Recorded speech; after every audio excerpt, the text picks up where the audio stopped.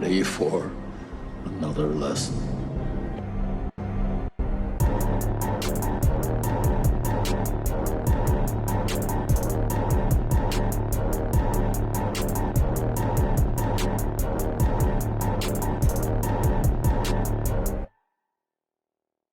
What's up, everybody, and welcome back to Back Row Banter, your favorite casual movie talk podcast. I'm one of your hosts, Adam Schwartz. On this week's episode, we'll be talking about the movie Dune Part 2.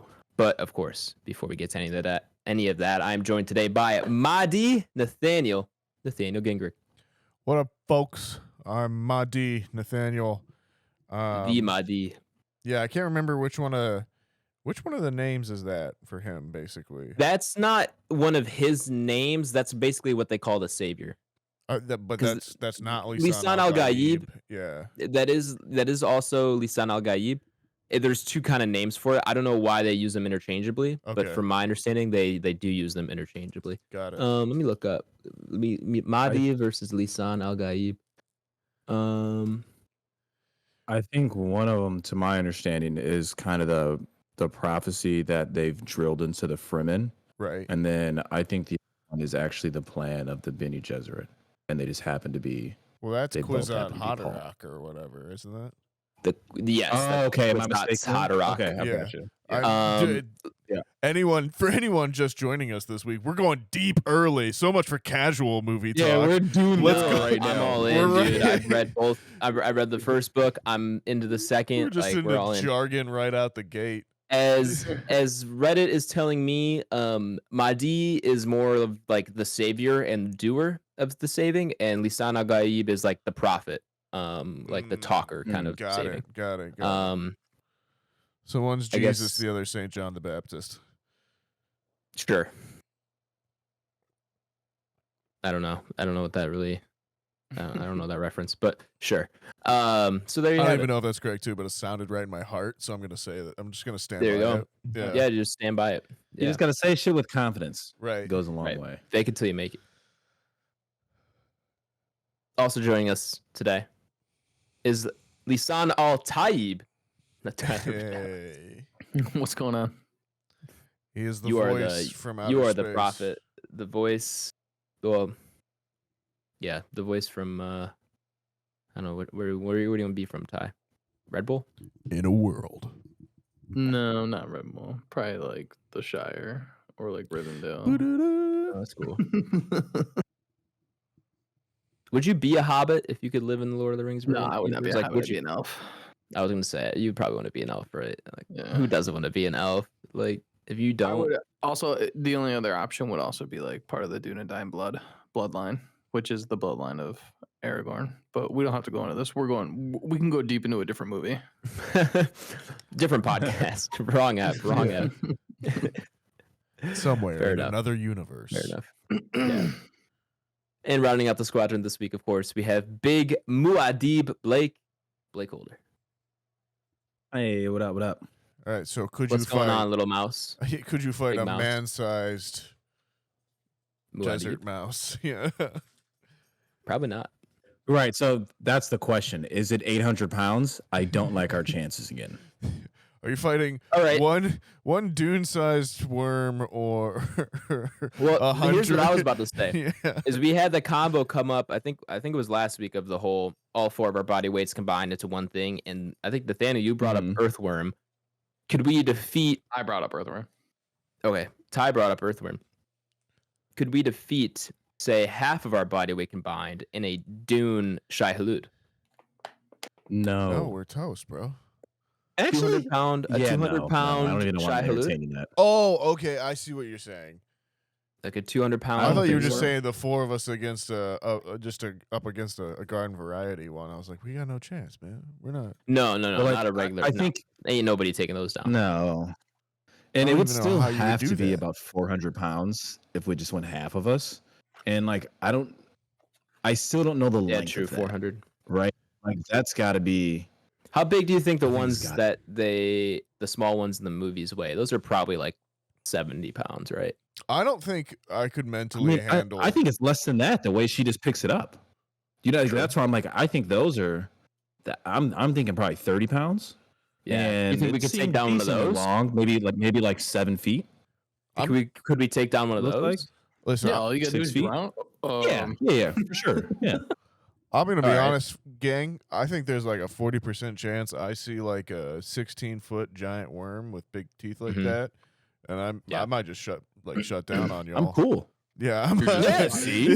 That'd be Now we're talking realistic. Now we're talking real.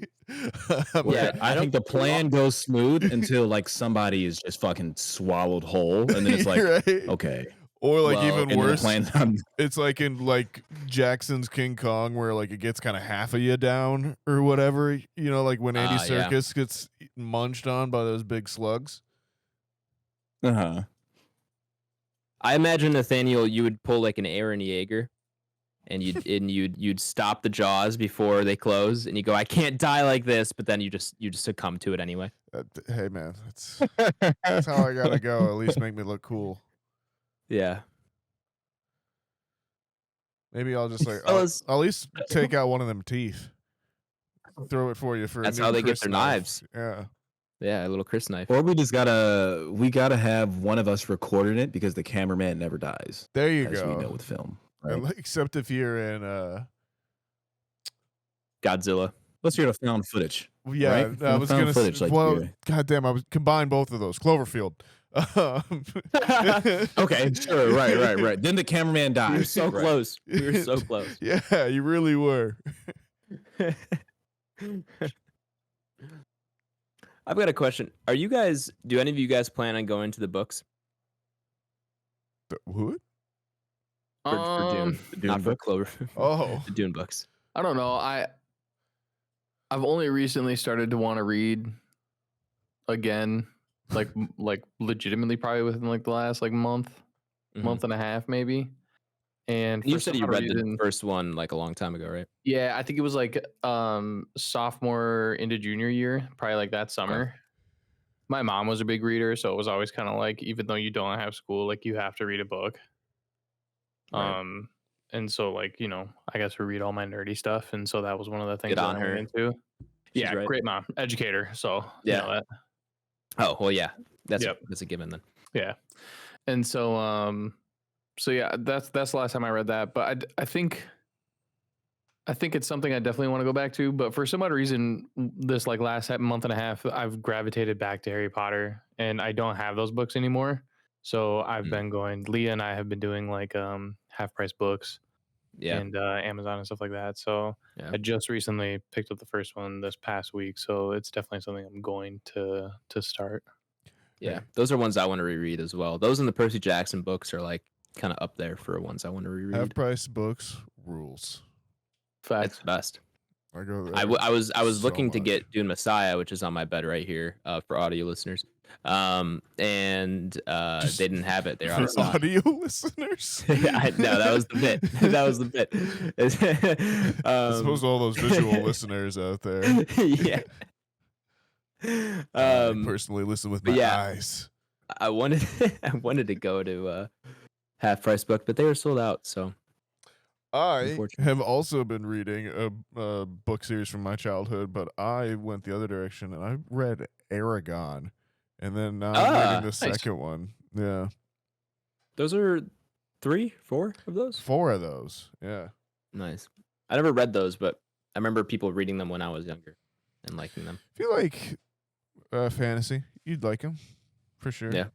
They're definitely they hit me right in the sweet spot where I think I was probably like 13 when I first read the Mhm. first one, and he's That's like perfect age 16 for it. in that, and yeah, and then I think like the last one came out when I was maybe a freshman in college, so it was just kind Okay. of like the boom, boom, boom, you know. I mean, they have one of the best book covers to appeal to ages like 11 to 15 with like just the cool dragon head. Just a big ass on it. dragon, yeah. You're Just like, a big "Fuck, ass well, dragon, I and it wanna just read says that." Aragorn, and it's like I'm sold. You know, Yeah. I wanted to read that book. I never did, but I like always wanted to. Just looking at it. Hey man, I'd Definitely one that recommend it comes in. still. It's No, That's I would pretty still cool. go and read it.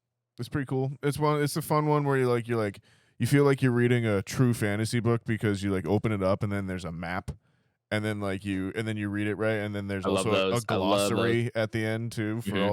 all the different sentences and everything. My so, copy of Dune does have both of those. So But there they're in you like go. the way back. But yeah, There you go. yeah. Love those books. Anyways, Would you go and read them, Nathaniel? Though, have you ever read them? no. I The Dune haven't. I books? have not read the Dunes. I mean, yeah, I don't see why I wouldn't. I think having watched the movies, I don't actually feel a huge need to honestly go read Sure. the books, right away. But they would not be on my list for any reason or anything like that. I am a reader though, as Tyler will attest. There are multiple bookcases in our house. I've seen them. Your house. If at one point our house. Back Row HQ. That's Yeah, where it's Back Row HQ. I don't just read the visual language, obviously. I read the words too. As a humble brag master's degree guy. Humble master's brag Somebody's degree. microwave just go off. Yes, it did. Waz is home and is having dinner. I just want to make sure I wasn't hearing There you like go. beeping noises. I'm just like, what the fuck? Like that's how your schizophrenia kicks in. What a shitty way for that to start. Just a talking microwave. Just every now and then, just hearing beeps. Fuck, is that an alarm? That sounds awful. Blake, any interest in reading the books at this point? Or are you cool with the movies? Yeah, I think I'm good with the movies. I'll put Yeah. all my faith in Denny V and his adaptation. That's valid. I think the reason I bring that up is because, as we'll talk about, I just have now, I think, a different relationship between book and movie now than I think I did before finishing the book, before reading it, and before watching the movie. Yeah, but I don't really want to waste much more time, guys. I know we're going to want to talk a lot about this. So let's just get into the review segment, yeah? Nathaniel, if the listener here is new or maybe they've just forgotten, can you give them a rundown of how the review segment works? Hold on, I'm being scolded at the moment. Uh-oh. Waz is upset that I drank all the Dr. Pepper. That's unfortunate. Hilarious. Well, while you're getting sold before we jump into it, really quick, just a shout out to Tay. Tay was at the movie as well, and that was a Yeah. Shout out to A. It should be on the We had a record. long, we had a long decent time coming group. for that. We Yeah, it did. was We a killer did. group. Should be on the record that it was a valid scolding. I had left the soda box empty and just left the empty box by the trash. So I agree. That He is was- valid. he was right to scold me. But you left it by the trash? Yeah. Yeah, which is also where that the rest where of that's where the rest of the always soda is? is too. But I should have Okay, I well should have disposed of it properly. Is the Got proper thing here. I got in trouble because I put it by the trash, not in the trash. Yeah. Semantics. Either way, it was against the roommate agreement, I'll say. God. Anyways, a Nathaniel- rundown. Yeah, so a rundown. So here at Back Row Banter, the review segment is broke up into two different sections. There's the non-spoiler section. Then there's the spoiler section. It's pretty self-explanatory. In the non-spoiler section, we'll go over the movie itself, who directed it, who wrote it, who's in it. Pretty obvious. We've already talked a little bit about that so far.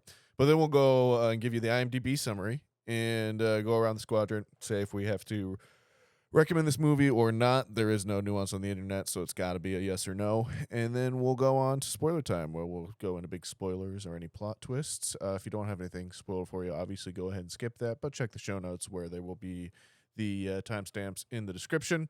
And yeah, after that, come back and see where we would rank up on our Entropy list, which is our big list of everything we've watched on the podcast, ranked. With that being said, Adam, tell me about Dune Part 2. Still Dune. I would absolutely love to. I saw on Twitter that the real naming of this trilogy should have been Dune, and then Tune, and then Dune with the 3 at the end. Mm-hmm. And I stand by that. But here we are. It is called Dune Part 2. It is a new movie, of course. You've probably heard of it if you've been on the internet at all in the past week. It's rated PG-13 with a runtime of 2 hours and 46 minutes. How does that compare to the first one? Is it shorter? Pretty Longer? close, I feel like. I I think it's I pretty think close. it's about I spot on. Yeah, I feel like the first one's 240 something. think it's like I thought a few minutes longer. The first one is also 230. wait, Dune. 235, There you go. right? 235. Maybe so I'm 10, wrong. Yeah, 10 minutes longer. Cool. And it's got an IMDb rating of 9.0 out of 10. That might be the highest rated movie on the Entropy list, and that's Uh-oh. 136K. Tell 'em.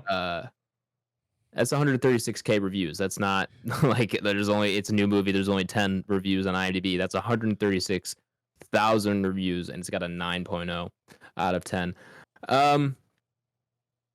Let's see. Director, you know him, you love him, we love him. The It's goat. the GOAT, Denis Villeneuve. He directs and helps write this one. It's Denis V, and his co-writer is John Spates for the screenplay. And of course, it's based on the aforementioned novel that we were just discussing by Frank Herbert. The cast. Frank? Do you want to shout out Frank? I just did. Okay, cool. The cast. It came into. You ever have? That was so dumb. I'm mad now. I'm even more mad now that we've spent more than like 10 seconds on the fact that he said that. You ever just have an intrusive thought that wins? I do. You know what? was I do one all the right time. there. That's what half of this podcast is. I'll let that one slide. Shout out Frank.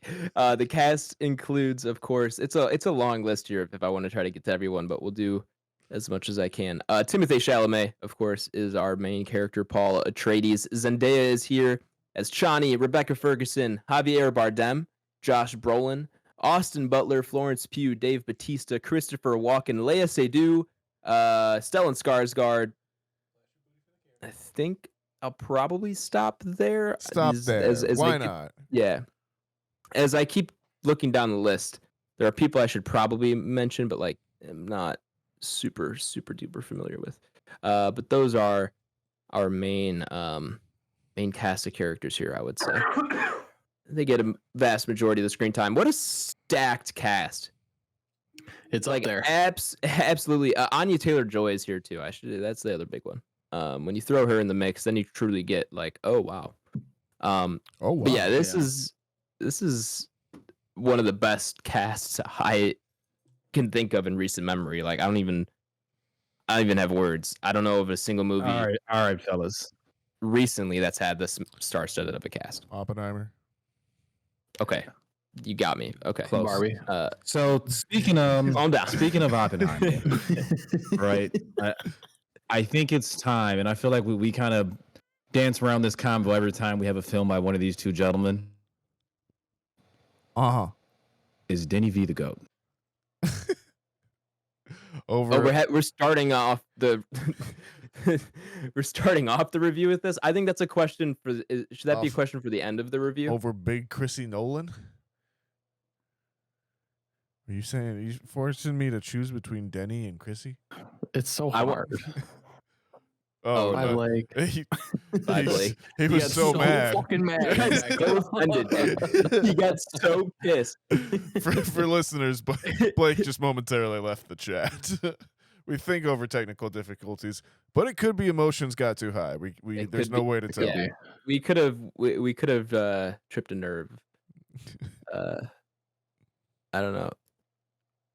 Should we wait for Blake here? He looks like he might be having some more. We know where he's at in the question that he's posed. When he's ready, he'll jump back in.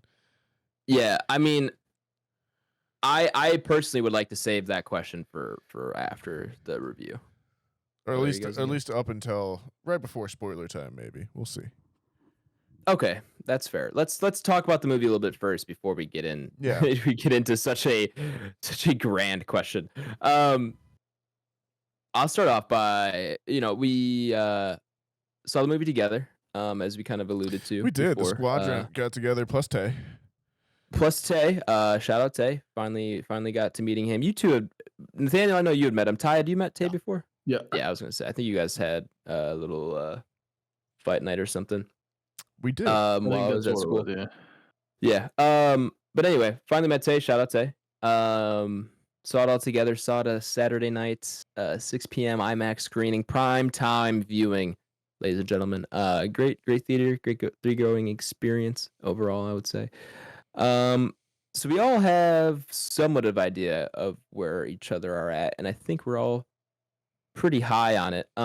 As Blake started off the review by saying, "Hey, is Denny V the greatest director of all time?"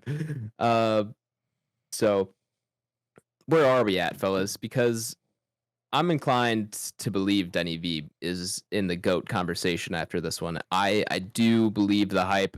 This is not one that I think was overhyped. My expectations were high and they were exceeded, which is not something I will say often on this podcast. Yeah, this is about as close to a 10 out of 10 masterpiece kind of movie that I think you can really get, or at least as close as You you. all got me on audio There we go. What's up?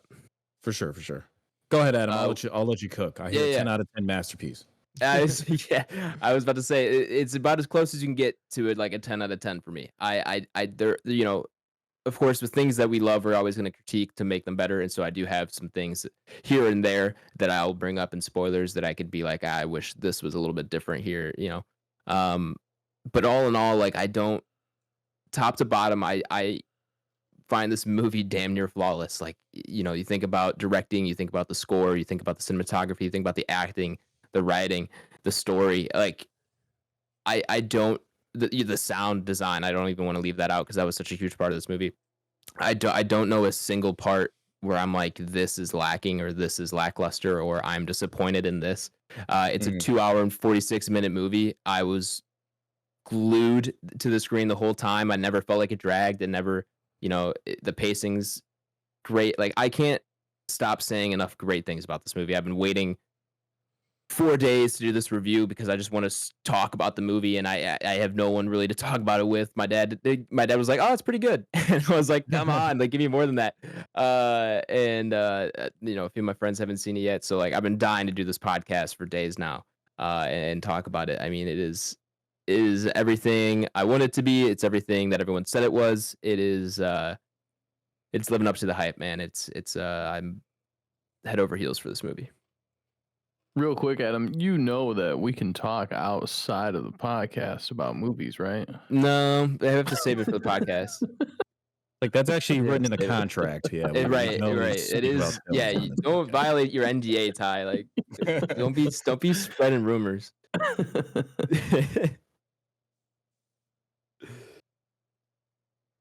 Well, yeah, I'll definitely feed off that. Yeah, I mean, you can't say enough good things about this. I've been telling everybody that I've come into contact with that they should go see it. I'm trying to get Leah to be able to comprehend the first one, so we can go see the second one. That's a interesting choice of words. Comprehend. Yeah.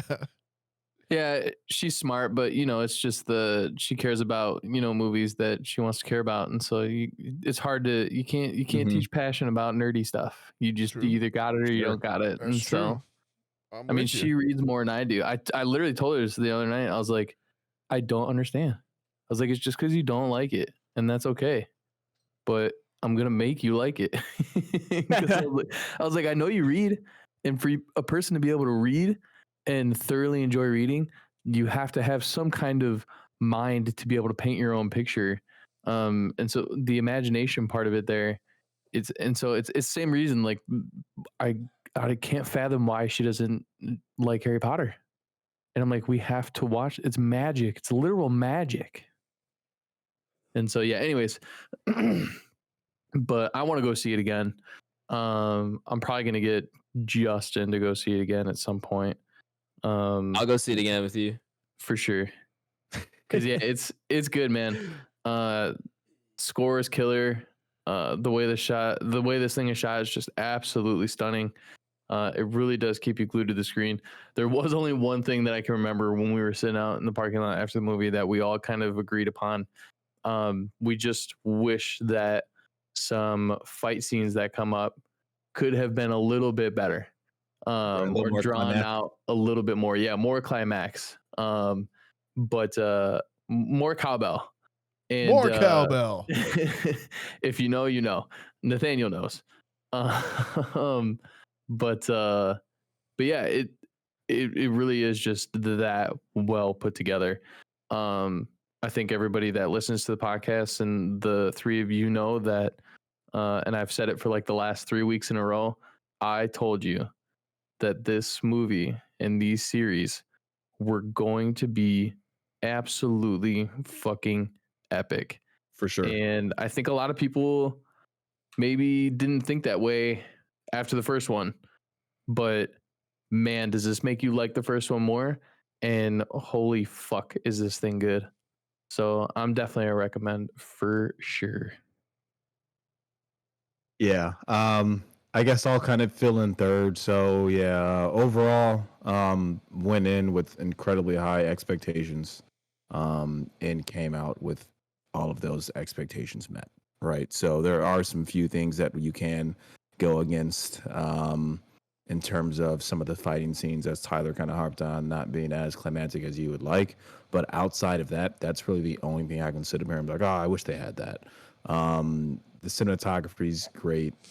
The score is great.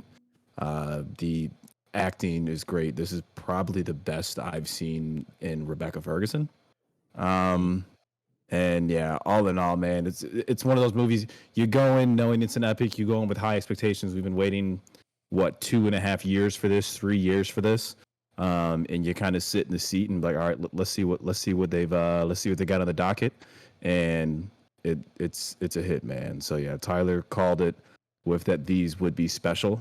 I think everyone can now see that, in terms of just kind of box office stuff and whatnot I've been looking at. So I mean, yeah, this is widely Denny V's most successful box office release. Behind that is the first Dune, but COVID kind of skews that a little bit. So I want to say that was like 40 something odd million opening weekend, and this one I want to say it was like 85, awfully close to. Yeah, I think it doubled it. Yeah, right. In different time too, right? Where we're no longer in like kind of that COVID pandemic, quote unquote. So, but yeah, definitely up there with opening weekends with your Oppenheimers. I mean, this thing's huge. Denny V's great. The cast is awesome. Even Timothée Chalamet was able to provide much more in-depth acting on his character in this one opposed to the first one. Yeah, Zendaya is awesome. We can talk about it forever. We'll have to get into spoilers. I highly recommend. I would put this on. I would challenge anyone who's just likes any sort of movies would probably watch this and be like, hey, that's a pretty damn good movie. And I think that's a very powerful statement, because the masses are usually like, hey, I don't like shit. I don't like this. And I think this would go over with majority of people to say, wow, this is a great movie. Yeah, that's a great point. I do think it's caught a lot of mainstream buzz for a movie that I wouldn't say wouldn't usually catch a lot of mainstream buzz, because obviously you have like Star Wars and stuff like that. But yeah, especially after the first one, I wasn't sure if this was going to catch fire like it did, but I'm very glad that it has.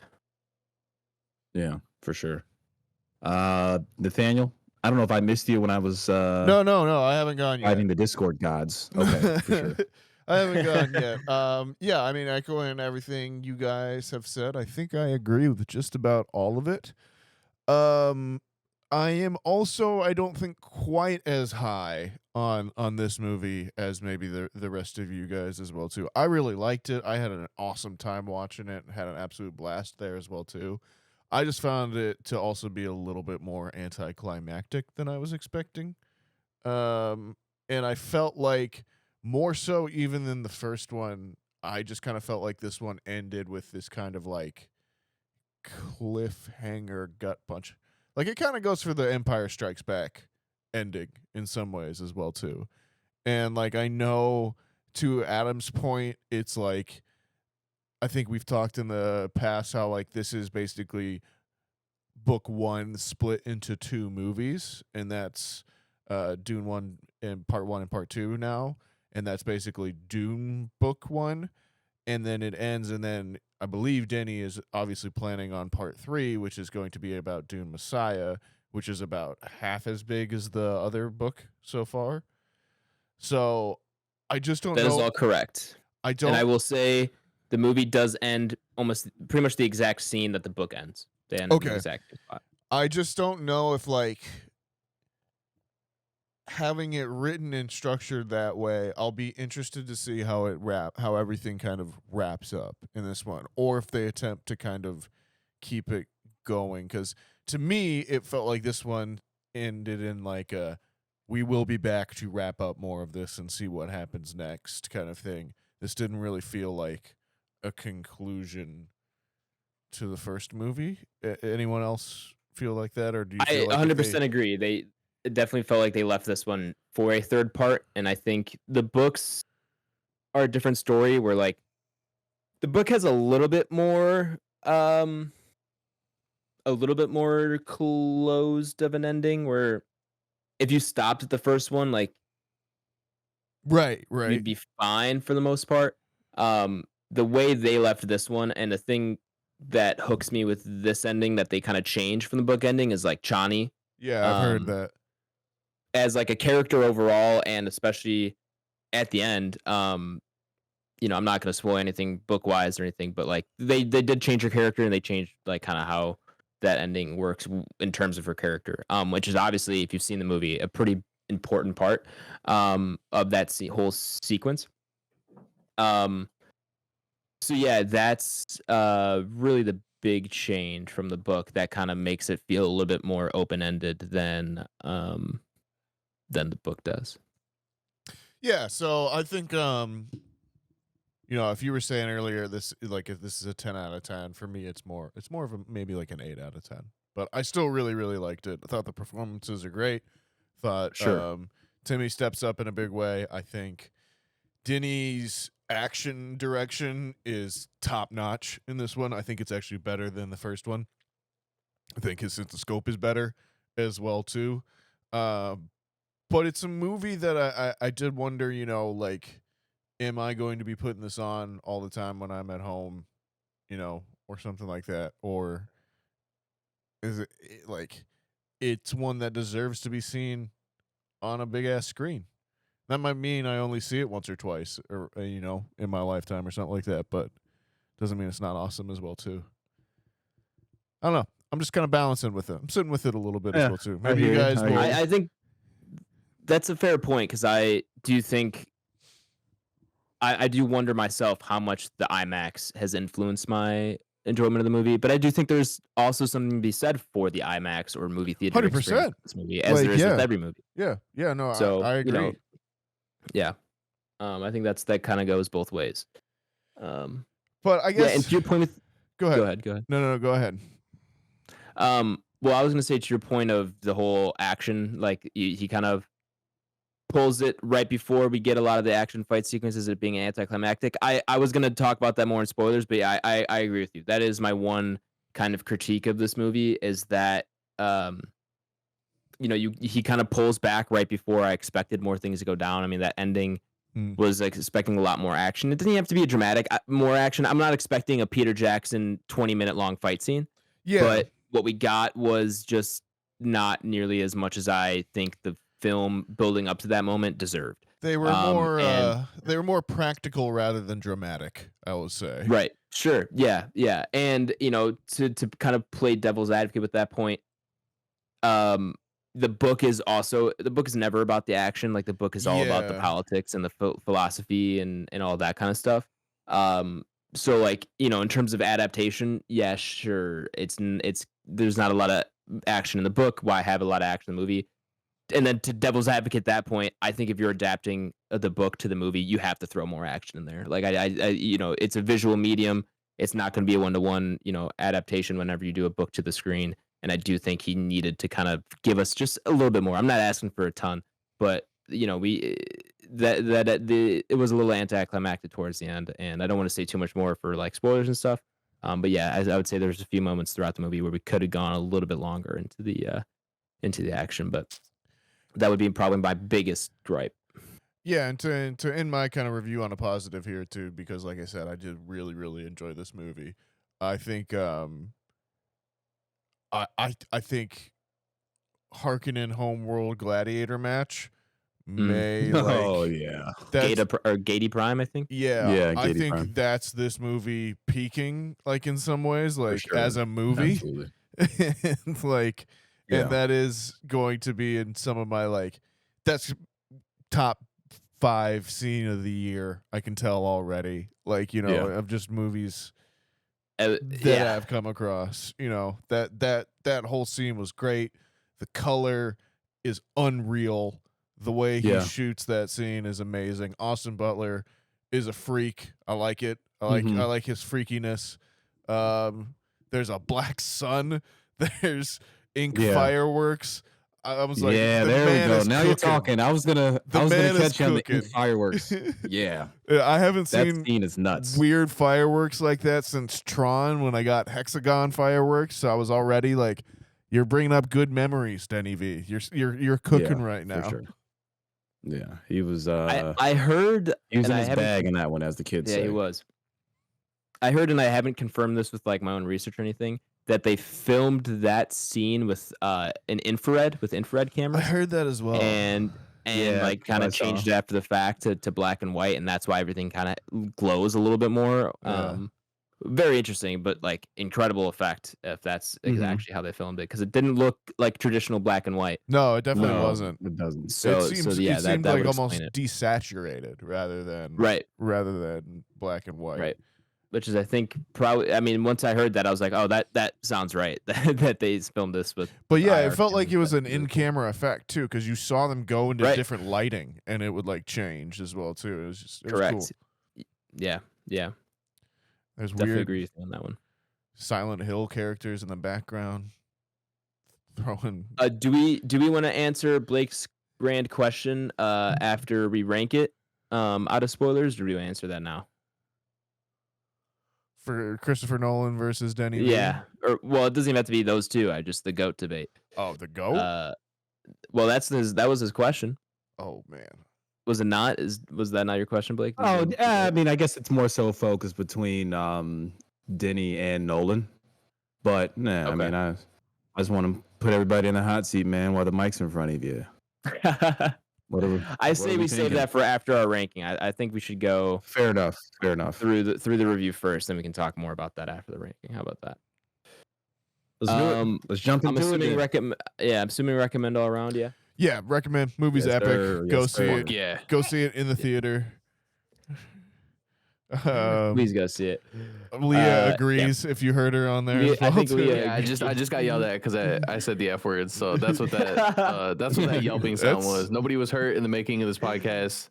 I was just getting scolded for dropping an F bomb. That's 2 scoldings for 1 episode. Here you go, folks. That's true. We almost never get yelled at. That's yeah. You just see Adam's dad come in and just beat the shit out of him. Papa Schwartz, no. Can you imagine? Jesus Christ! Everyone, calm down. Everyone, calm down. We swear. All right, we we're don't gonna like- go ahead. Recommend all around. We're gonna go ahead and head to spoilers. So if you've not seen Dune Part 2 and you not want to spoil it for you, go ahead, check that episode description where I've left a timestamp you could jump to the ranking of the movie up upon our Entropy list.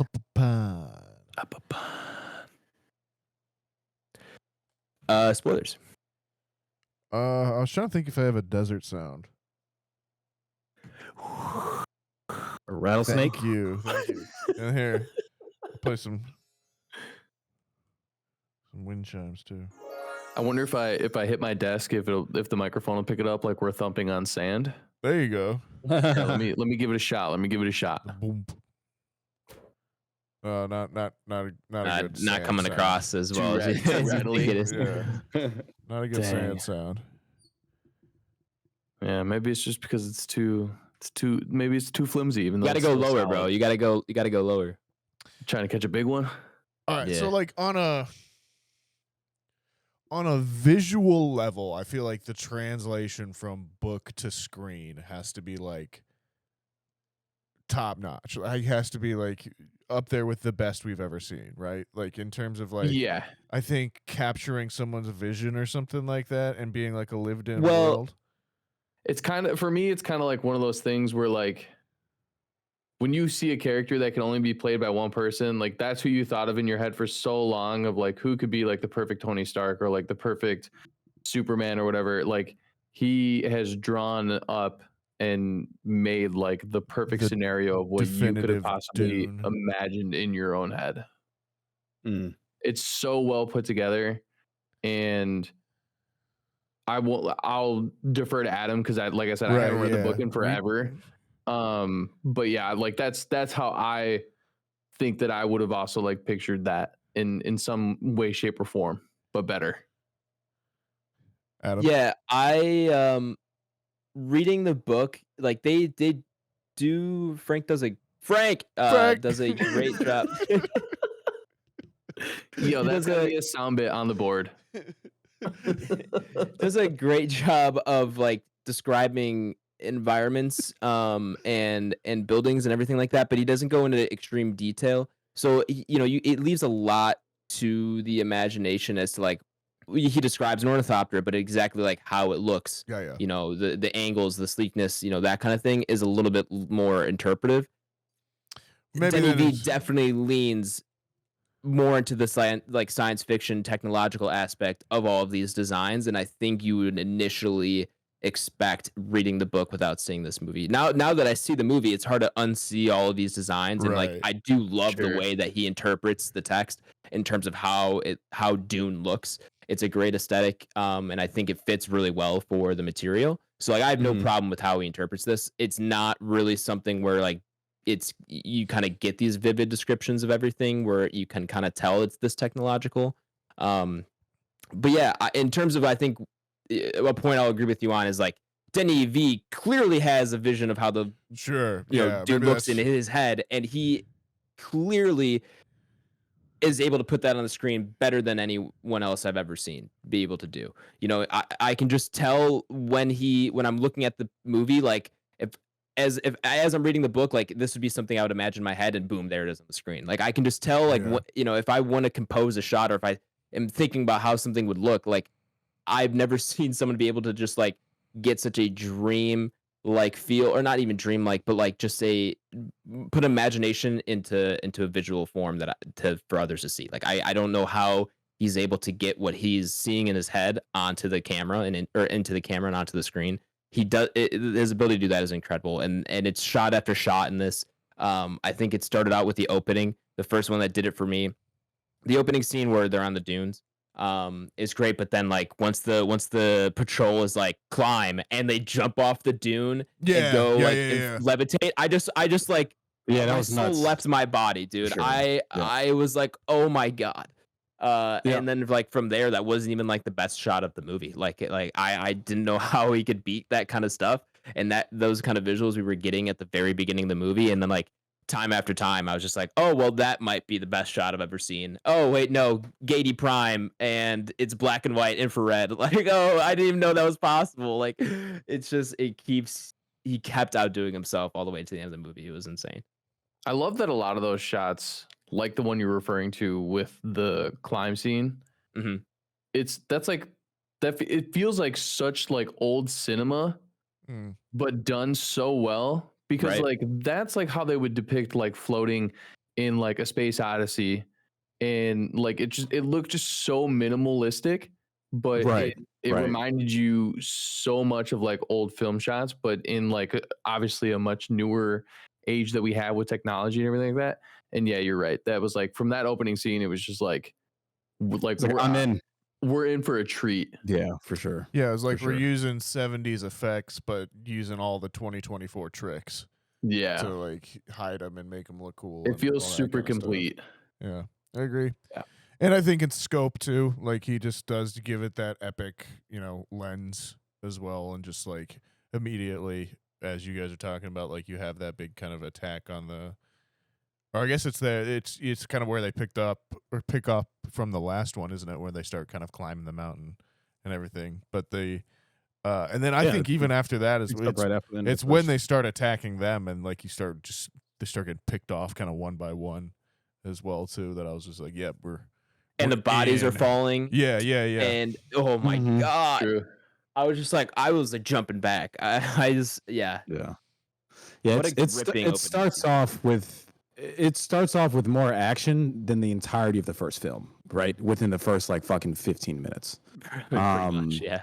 So yeah, and it does pick up immediately after where the first film ends too. So like that was really satisfying to go back and watch the first one Friday night and like to jump back in the world and then sit down for the second one Sure. and they put you right back where you left off. Like there's not like a fucking time jump or anything like that. So yeah, and then as everyone is kind of harping on too, so the climb scene and just Denny V, just his vision on how he's able to portray scale in film is crazy, right? So I mean, even just jumping all around though, but I mean, even in terms of the scene where the Emperor finally comes to Arrakis in his ship. First, it's like a completely fucking reflective mirror ship, which was just Yeah, it was fucking wild. awesome. For sure. And I'm just like, I'm watching that come on screen. I'm like, this is fucking nuts, dude.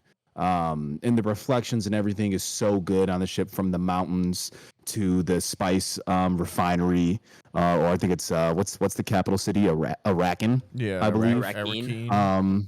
Arakeen. Yeah.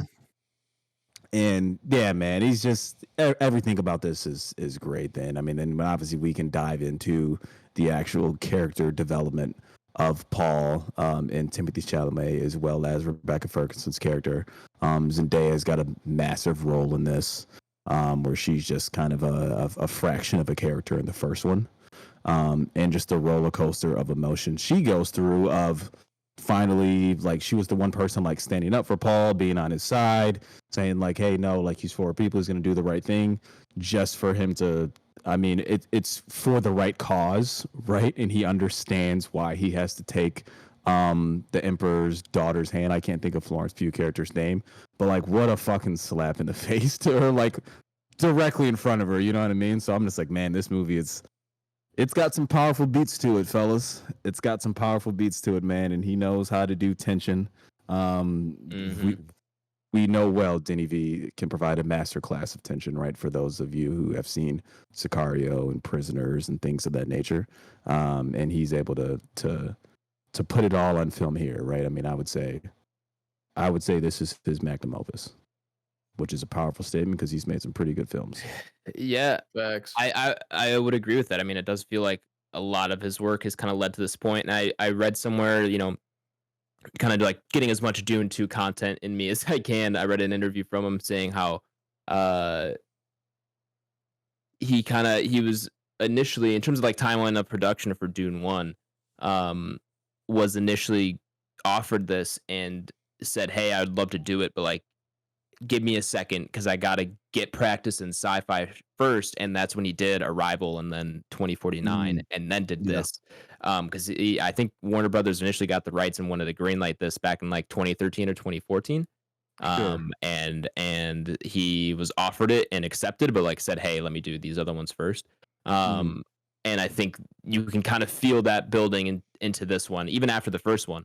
And I think not filming these back to back, as much as like, it sucks that we have to wait a little bit longer, I think that probably also helped as well, is that he was able to do this first one, kind of get his feet on Arrakis, you know, kind of get an idea of what this is going to be, how to film it in the desert and all that kind of stuff. And like being able to test that out with Dune Part 1 and then just take some time off, assess what worked and what didn't, and then just reattack the second one. I mean, I think that probably helped as well. Yeah, to say this is kind of his magnum opus of everything we've had so far, I don't think that's far off, to be honest.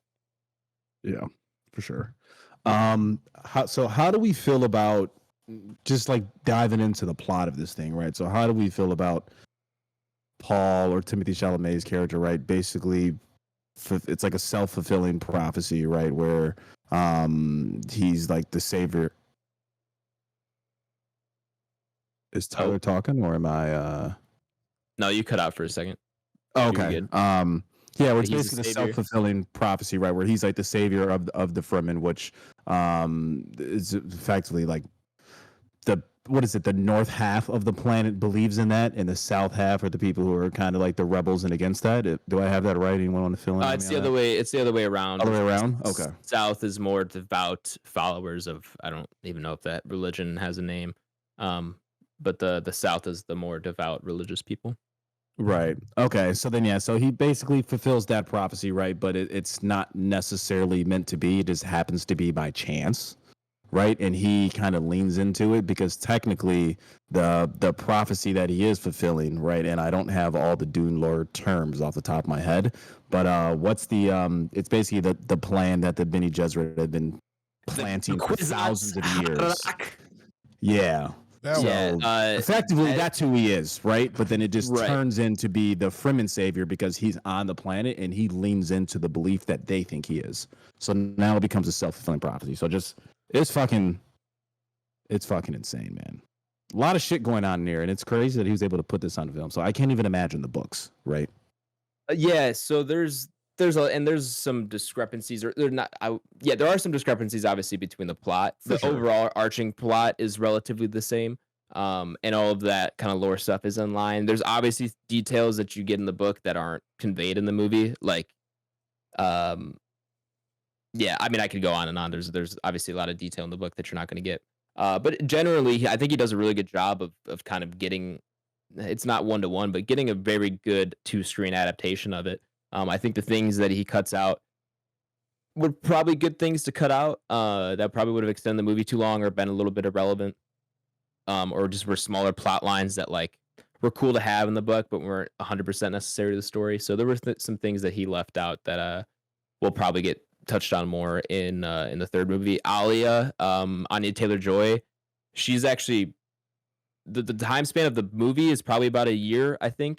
And the time span in the book between when they get stranded in the desert and the kind of the final scene, that's about 4.5, 5 years roughly in the book. So it's much more of a slow burn. And so like then the process of him kind of becoming the Lisan Al Gaib is a little bit more kind of digestible in the fact that he's there for years and not just 1 year. I think it does kind of come across a little bit quick in the movie, but there's obviously not a lot of ways to compensate for that.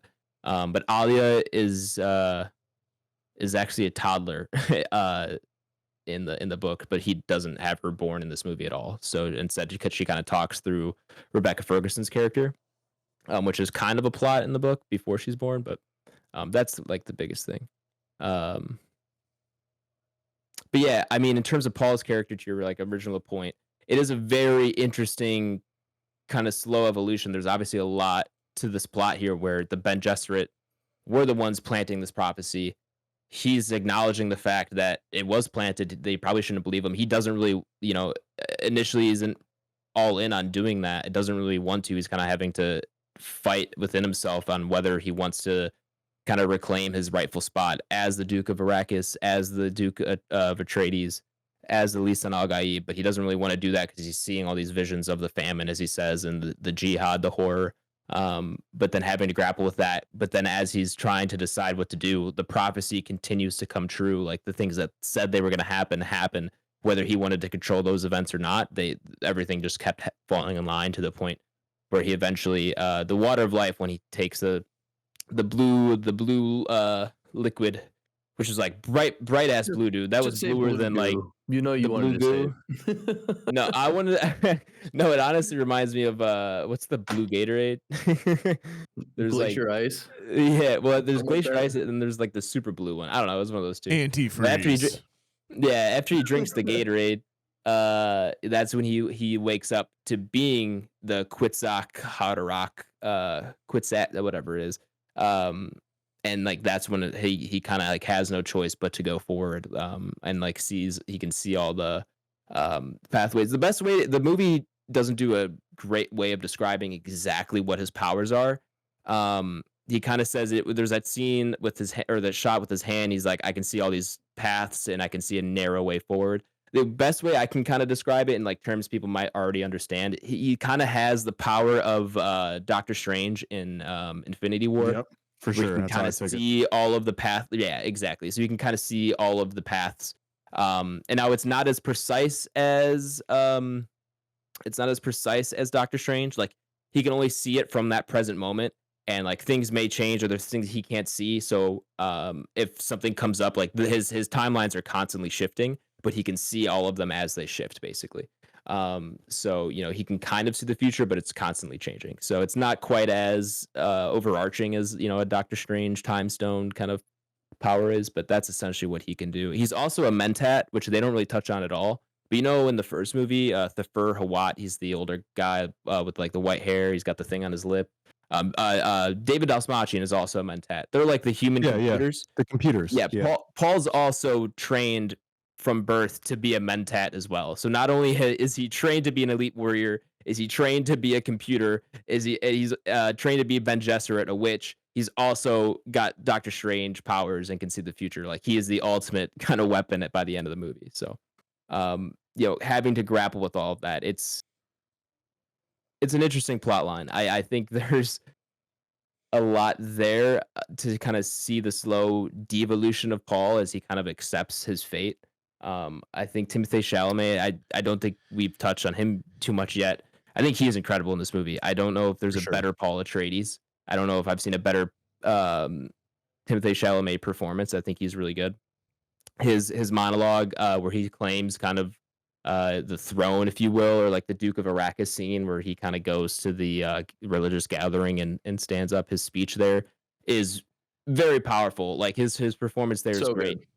Yeah, so good. Almost sending chills down your spine. I don't think there's many people who disagree with that scene being very powerful. And to get there though is a very slow process that I think as it should be Benny V in his writing. Yeah, it definitely should be. For sure. That makes it that much more rewarding, right? Where I feel like if this film isn't made by a Denis V or like a Nolan or somebody of a high tier, right? That you don't have this 3.5 hour build up to the character finally coming into the realization of who he is. Right. Right. And it being a payoff at that, right? So it's like twofold. And that's another big reason this had to be 2 movies. Like you can't just do this in one movie. Yeah. Even if this were 4 hours long, you just don't get enough time from when he gets to the desert to the end of the movie. You just wouldn't have enough time in 4 hours to have that kind of devolution take place. I think it's essential that this was 2 movies. Yeah. Okay. So then, so we understand that, right? He's able to become the self-fulfilling prophecy, right? So then how does everybody feel about his relationship with is it Chani? Is that Zendaya's character? Chani. There's no D, right? Chani, yeah. Okay, Chani, yeah. How does everybody feel about that relationship? Because that's something that took time to build up, right? Where she's the only person on his side, for lack of a better term, right? Of giving him the benefit of the doubt, saying that, hey, I think he is a good person, right? I don't think he's here just for spice, and he's here to help the Fremen people, right? And then obviously, I mean, you would argue that is in fact what he's doing because he can see the path ahead, that this is the only sustainable path, but it's a slap in the face to her, like I said earlier. So like what are your all comments on that, or how was that viewing experience? I've talked a lot already. I'll let someone else go. Go ahead, Nathaniel. Yeah, I mean, I think the movie itself does a good job, I think, setting up their characters, and I think it's more, how do I want to phrase it? It's very honest, I think, and maybe kind of like how their characters are set up with each other. I like their like intimate moments that they have, and kind of the quiet scenes in the movie, and kind of how they talk to each other, and the care that they seem to have for each other as characters. I think the Chani rejection, or however you want to call it, at the end of the movie, where basically Paul, is moving away, or tells her that he's going to he's going to marry the Empress, or the Emperor's daughter, and she leaves, which from what I understand is different from the book, where in the book I guess he takes Chani as like his concubine, and she in essence is his actual wife, where the Emperor's daughter is more or less just kind of left alone, but it's just kind of like for political reasons or whatever. Sure. But I feel like they're setting it up again, and that kind of like ties into maybe more what I was talking about at the end, with the kind of like how it ends, and feeling a little bit like it's a little bit anticlimactic, in that it feels like they are setting up Paul for this kind of tragic character arc towards the end of, where am I going? I'm going mad with all this power kind of thing, and at this point in the story, I'm interested to see what they will do to kind of keep me on board through that. Because I really like, obviously, like what Timothy did in this one and what Zendaya did in this one. And I trust Denny V, obviously. But as, like I said, I'm just not quite as high on it, I think, as you guys are. So that makes me feel like they really got to bring it home with the third one, and hoping that they will as well too. I think they have to. I think they will. I go ahead. Sorry. No, I was just gonna say, I think that some people were obviously a little iffy on the first one, and not like iffy in the fact that it was bad, but just kind of like, all right, like they're gonna be okay, like the three of them are gonna be okay, but then you jump up to the second one and you're like, okay, wow, this definitely took a step in the right direction. Like, it's definitely hard to say that a lot of sequels nowadays have been making a step in the right direction. Yeah. And I think that this is definitely one of the first ones in a long time with like the T2s of the world, that like we'll be able to look back on this and be like, dude, second one got fucking good. And so I definitely think the third one will start to see a lot more. It definitely feels like it could be the Empire Strikes Back Yeah. of the series, where the film heads at the end are like, that's the best one, but obviously it's like a golden trilogy kind of thing. Facts. I will say, as I have started Dune Messiah, like I said, I haven't finished it. Probably about 100 pages in. I'm nervous. I'm nervous for the third one. I don't think it's gonna be, if they kind of follow the book, I don't think it's gonna be what people expect. And again, I haven't finished it, so maybe it goes into a direction that people will like or will be okay with. But I am nervous for the third one. The other thing I will say about the third one, and I'll make a prediction. I mean, no matter how he adapts the Dune Messiah, I think it's going to be one of those things where like this one has gained so much hype that no matter what the third one is, people aren't going to like it as much as this one. Like, I think it's going to be, if he somehow tops this movie with the third one, I mean, it's just will be left speechless. It just very much seems like there's like, Paul's not the good guy, Paul's not a hero. Like, they could very easily go bad, and that like in some way his crazy ass mom set him up for that. I don't know. I mean, that is pretty much like what the first book is about, is like kind of his turn into that. Yeah. Like him not wanting, him seeing what he can become and not wanting it, but it happening anyway. And like, Right. is that his choice? Is that his fate? Is it a fate that was already determined for him? What does it mean in terms of like the religious stuff? Is he a false prophet? I mean, everything Right. everything they said was going to happen happened. So is that he an actual prophet? Like, what does all that mean? And when you get into the book, it's like I said, it's not the action, it's all the philosophy kind of behind the events of it. And I would say watching this movie, having finished the book just a day or two before watching it, I have a little bit more of a relationship to it, or a little bit, definitely a different relationship to watching the second one than I did with the first one. Okay. Just in terms of, I'm also now looking at it as an adaptation of a book I very much enjoyed. Like, as I would watch Hunger Games, as I would watch Harry Potter, I now have that expectation of what I know the story is and what I want to see on the screen and what is and is not there. Right. And so I definitely have that perspective on both the first one and the second one now. And overall, I would like, doesn't bring it down. I think this is, in terms of like adaptation from book to screen, this is up there in terms of like one of the better ways to adapt it, especially for a book that, like I said, doesn't have a lot of action, is a lot of talking, is a lot of like inner thoughts, and stuff like that. It's impressive, actually, honestly, how well he is able to adapt this into a movie. Yeah. Because it's not, when you read the book, you're not instantly like, oh, I want to see all this go down. Like, it is just a lot of what characters are thinking. Yeah, exactly. So, the fact that he is able to do what he did with this kind of source material is really impressive, honestly. It's hard to adapt a book that isn't about what you're seeing, it's about what you're thinking or what the characters are thinking. So yeah, I think that's another testament to Denevie's credit. Did you guys see his quote where he said, dialogue ruins movies, and if he could make a movie without sound, it would just be image. Like that he said that's his goal in life, or basically that's what he aspires to do, is make a movie that would have no dialogue, but would not leave audiences confused or feeling, feeling not fulfilled walking out of it. He was like, that's what I would love to do. And that kind of makes sense now, hearing that quote after watching these two movies. The fact, and then reading the book and seeing like he is almost just using this as a visual inspiration.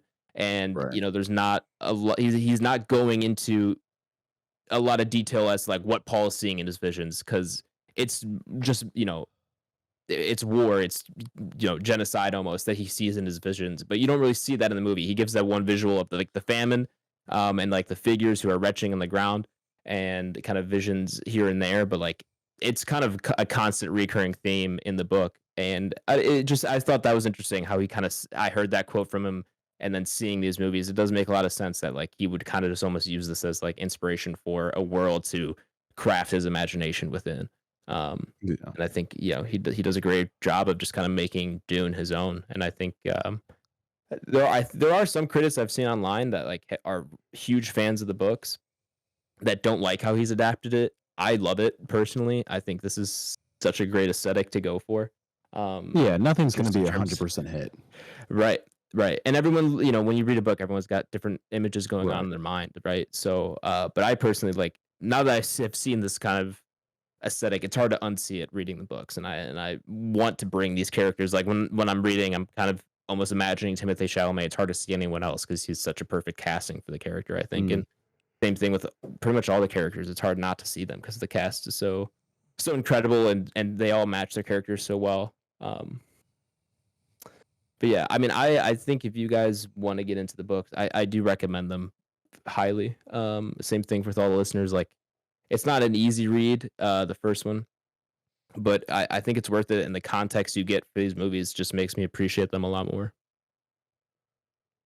That's good. Yeah. Definitely something I think I want to go back to for sure. We'll see how I feel after Harry Potter, though. Yeah, sure. That's a long track. Yeah, that is a long especially track. because I haven't like read in a while.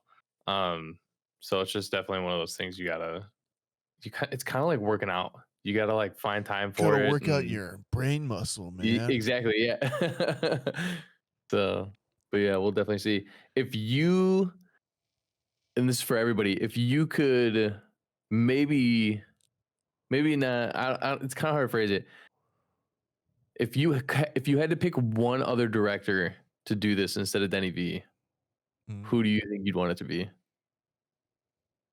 Gareth Edwards. Oh man, Who did Gareth Edwards? Obviously, know the name. I'm having a hard time thinking of what He did movies the he's done. creator. Okay, that's what I thought, but I wasn't sure. That's a great one. My immediate thought when you said that was Guillermo del Toro, just because could do it. his designs, character designs, and everything. He's a freak. That would be, yeah. I mean, I don't think he'd go nearly as I think he'd lean into the fantasy that's there for sure. And I'd love to see kind of what the other end of that Dune spectrum looks like when you lean more into the fantasy than the sci-fi, or than the fiction, science. That's the word I'm looking for. Blake, you got one? I feel like somebody who could give it a pretty good shot would probably be Matt Reeves. I think he could do well with it. Yeah, I mean, we've seen him touch sci-fi with some of those Planet of the Apes, and a few other things. So I think he can. I think he can put his best foot forward, and I think it'd be pretty successful. Another fun one would be Paul Verhoeven. Just get Starship Troopers. Dune. Yeah. Starship Troopers, Dune. Yeah, that would be Insane.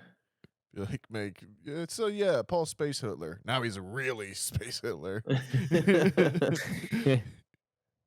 Yeah, I feel like I haven't, even from kind of stuff I've been reading online in different forums on Reddit and whatnot. I mean, I feel like I'm just not seeing enough talk about Rebecca Ferguson playing Lady Jessica and is like talking to an unborn fetus the entire movie. And Yeah. like it's really good though. Like the fetus is able to give her like guidance and advice on things, and it's just not really touched on, nor like really expected, I guess. But then like once you understand like what's in the realm of plausibility in this universe, it makes a lot of sense. So I mean, yeah, there's a lot of that going on. That's a huge point of this movie, to be honest with you. Yeah, I think the reason he had that happen, like I said, Alia is born in the book, and so when she goes through that transfusion, like Alia becomes a reverend mother with Jessica. Like before she's even born, she has Right. centuries of knowledge. So like it's an insane concept to have. Yeah, for sure. And so when she's born, she's like a freak because she can just talk and like is smarter than everyone is like weirded out by her because she's Right. obviously a witch of centuries of wisdom. And so she's actually like one of my favorite characters in the book because at the end, she's eventually, this is kind of, I guess, spoilers for the book, but like also if you in spoilers for the movie, it's not spoiling that much. In the end, she's captured by the Emperor, and is at the and she has a conversation with him before the Paul breaks into that room. And fights. So in that hall, so in that hall with the Baron and everything, she's actually the one who kills the Baron. And then as the fighting breaks out, she's going around. She's a 4-year-old toddler. She's going around killing the wounded Sardaukar and Harkonnen warriors as the fighting's going down. She's killing them. It's great. No, I'm on board. We should have gotten a de-aged Anya Taylor-Joy as a 4-year-old with blue Have you eyes. seen the clip going around Running from the around. original 4-year-old running from around. the original movie I have, of yeah, Alia? yeah. It's such a good clip. But that's funny. Yeah, come on, that That was Denny. a pleasant but it is surprise, though. Hang your nuts with, on the table. Anya Taylor-Joy. yeah, it was. sorry, Yeah, go ahead. I'm excited to see No, I'm her just in being an the. idiot. I'm excited to see her in the third one. I'm assuming they'll expand upon her character. She's in the third one. De-aged baby. De-aged baby. That would have been funny, Um, dude. That would have been so funny if they did that. Yeah, but yeah, definitely. But it is weird. Yeah, you're right that no one's really talked about the fact that she's just having a conversation with the fetus. It's fucking nuts the entire time. It is bro. kind of weird. Well, they apparently And like like she's like formulating the plan, and she's like, we're gonna have to what is it? Is it we're gonna have to head south, right, to convince the weak-minded or whatever. And like those are all basically like plans that seem to me, I'm taking as those are plans that are coming from the fetus, opposed to her. Yeah, pretty much. Yeah, I mean, like in the first one, that you have like all these kind of really quite touching moments of Paul and like Lady Jessica in the tent, and just broing out with mom and son, and like those felt like really kind of nice in a lot of ways, and I don't know. And then in this second one, it's just like Lady Jessica's like, all right, well, time to start some war crimes. We're gonna make my boy the number one, and the best way to do that is just poison the religion around here. So I gotta gonna see if I get can on it. find the meme. Unreal. The memes, by the way, the Dune 2 memes this past week have been incredible. Internet A+ job. I have been very much enjoying scrolling through Twitter, just looking at Dune 2 memes. But this one I'll send it to you guys, but it's it's a tweet that says Lady Jessica in the first movie, I will do anything to keep Paul safe. Lady Jessica in Dune 2, and it's a screenshot of a text message, or like 3 text messages, and it goes Holy War tonight with like the eyes emoji. It's like Holy War tonight, Queen. Holy War tonight with the eye emoji again. It's just like it was really fucking funny. Yeah, no, for sure. This shit is layered, man. I mean, and even kind of grounding the conversation back to that is just like the Getty Prime situation that Nathaniel talked on too. that Like was so sick. I was watching that and I was like, I hope this scene never ends. Like I would have been completely fine if the rest of the movie just would stay on. Well, Getty then Prime. you get the great scene Right. where Leia Sadu comes in and just like pegs him in like 3 seconds. Not literally, but maybe. Who knows? We don't see it off screen. Yeah, But- definitely. Yeah, we don't see it. It's off screen. Yeah, but like just goes in and just like absolutely like just slices him up like metaphorically. Like just like understands everything that he's about and how he operates within seconds, and is like, yep, we can use this guy, and here's how he's gonna help us. And like, I thought that like Denny did a really good job of balancing and pacing this movie so that you would have those big pulse pounding gigantic moments kind of balanced with these much more kind of intimate, sinister ones as well too, or emotional, like with Shawnee and Paul, or comedic, like our boy Stilgar and his constant Lisan Al Gaib shouts. Yeah. I do think the Denny V paces out the story so well, where you're never bored, and as you say, you're kind of switching in between themes of different emotions, and I think that's something that he does really well. The story does accelerate, I would say, in the last like hour, where there's a certain point where they're just kind of like, oh, we're going real quick to kind of get to this end here, which you kind of have to do it with how much is here, but great pacing. Yeah. And even with the pacing too, I mean, I feel like what keeps you going is that if you're going to this blind, like you don't necessarily know the cast, so like different pivotal people just pop up, and it's like, oh shit, I didn't know they were in this, and like that's how I felt with Lea Seydoux. Yeah, I was gonna say, you turned to me, you're like, is that? Yeah, so me and Nathaniel, or excuse me, me and Adam had a kind of a funny slip on that. We're like, I turned, I'm like, is that Lea Seydoux? And then he was like, I think so. Then like, she's like, then they go back to the scene where Austin Butler's character, where he's fighting the what they originally believed to be the final warriors who are from Arrakis, right? Atreides. The Atreides. Pardon me. From where are they from? Caladan? Yes. Is that the name of their planet? Caladan. Yep. Yeah, right. And then she's kind of going back, and she's up there, kind of like in one of the viewing seats, right? A press box, quote unquote. And then it just keeps like going back to her. Me and Adam are like, I think that's Lea Seydoux. Like, I don't know. And then like finally, once we get more viewing angles of her, I'm like, oh yeah, absolutely. And then it just goes to the scene where they're walking down that hallway, and then like she completely is able to like manipulate the surroundings around him, and just, as Nathaniel's saying, just like pick his brain apart, fuck him, have a kid, and then put together some, or try to fuck him and have a kid and put together some sort of plan. And it's so good. And Austin Butler is great with the villain on this, where people who, if you were a big fan of Batista, right, playing one of the Harkonnen warriors, like this one is like even fucking tenfold, man. And fun fact on that, I actually thought this was like Bill Skarsgård for the first like 20 minutes. I kept seeing him, and then I was like, who the fuck is this? And I didn't know until we got out of the movie, and then I think Tyler had to break it to me. But yeah, I couldn't figure it out, man. Yeah, how did you guys? I liked Austin Butler. I didn't love him, to be honest. As Fade Rotha. Yeah, it's just a very primal character. Do you know what I mean? Yeah. So it's like hard to gauge, but I mean, I feel like he does.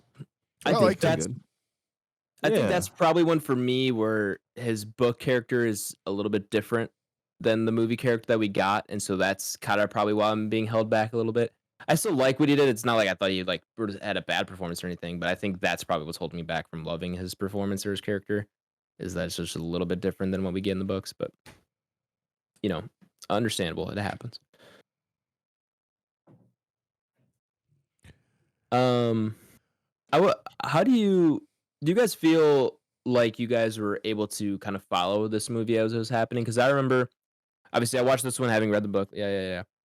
You guys know that already. But like watching the first one coming out of that one, there was a kind of a part of me that was like, what did I just watch? Like, what exactly just happened here? Do you guys feel like you guys walked out of this one having a greater understanding than you did coming out of the first one? I would say so for myself, and I think what helped me the most was rewatching the first one, literally 24 hours before watching this. I think if I didn't do that, I probably would have been a little more around like the lost spectrum, right? But for the most part, I was able to kind of follow and understand where all like the political parties are, who's who represents what, and kind of the stakes. So, I mean, I guess I'll let Tyler and Nathaniel speak to it, but I would imagine they were able to comprehend it, being big sci-fi people, where this is the most in-depth I'm into sci-fi my entire life. Yeah, Yeah, I guess. Yeah, you're really not huge on sci-fi, but you always adapt pretty well. And it's one of those things too that you're obviously familiar with like getting like your horror sci-fi like Alien and stuff like that. So it's not completely out of your wheelhouse. Um, but yeah, that also brings up my point, like back to how I said, like, I have to kind of get Leah to kind of comprehend this movie. This movie's a lot, dude. It's For true. like somebody that doesn't watch your average movie, like, we're above average on how many movies we consume like within a week even. So yeah, it's a lot. So I definitely think that I've done okay with it, but I've also, after the first one, in between this one, I've watched videos on YouTube to like lay things for out sure. more because I was so interested in and I was so bought in after the first one that I was like, all right, now I want to know more. So yeah. Yeah, I felt like I could pretty much figure out what was going on with this one. Having to exactly what Blaine said, rewatching the first Blake, exactly what Blake said. I think I combined Dune and Blake there. Frank. Frank. Anyways, yeah, I felt like rewatching it with the captions, just having enough of that going in to kind of reorder where I was and kind of familiarize myself with the world and everything. But after that, felt like it was okay. Should we see where it ranked? Because we've been talking a long time. Yeah, we have been. We've been going a little bit long on this. Yeah, I'm down.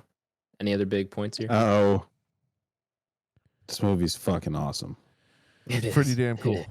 It is. I could keep talking for like another hour about it. Excuse me. Yeah, man. Honestly, it's surprising, Ty, because like this is something that like on paper is not appealing to me. Granted, it does have my favorite director, so I think that makes it And more two of easy for your me to For sure. digest. And your must-watch two, lady. Or actually three. And three of them. I Holy was shit! gonna say, Yeah, this bro. is- No wonder Blake likes this movie. yeah, right. So yeah, on paper, like something's like, probably not, but then in theory and in practice, I'm all aboard. So it's got we'll see where it goes. all of Blake's angels are in this movie. True. Blake's Angels. And we're Blake's missing. Ideally on paper, what it would have been is we would replace Zendaya and Chani with Zessie Beats, and I think Beats. we're rolling. Of course. Ooh. Then we would have had it. That would have been good. All right. Welcome back, listeners who skipped over a very long spoilers talk, but it was a good one. We're gonna go ahead and throw Dune Part 2 up upon our Entropy list. Hop For those of you who do not know, the Entropy list is Back Row Banter's official list of all the movies we have reviewed, regardless of genre, regardless of anything else, all on one fantastic list. This is essentially how we rate our movies, rather than do it out of 5 stars, out of the 10, whatever that ends up being. We throw up all the movies we review on a list and see how they compare to one another. If you want to see the Entropy list for yourself, you can do so by checking that episode description. We are episode 183 here. Oh, it's time, fellas.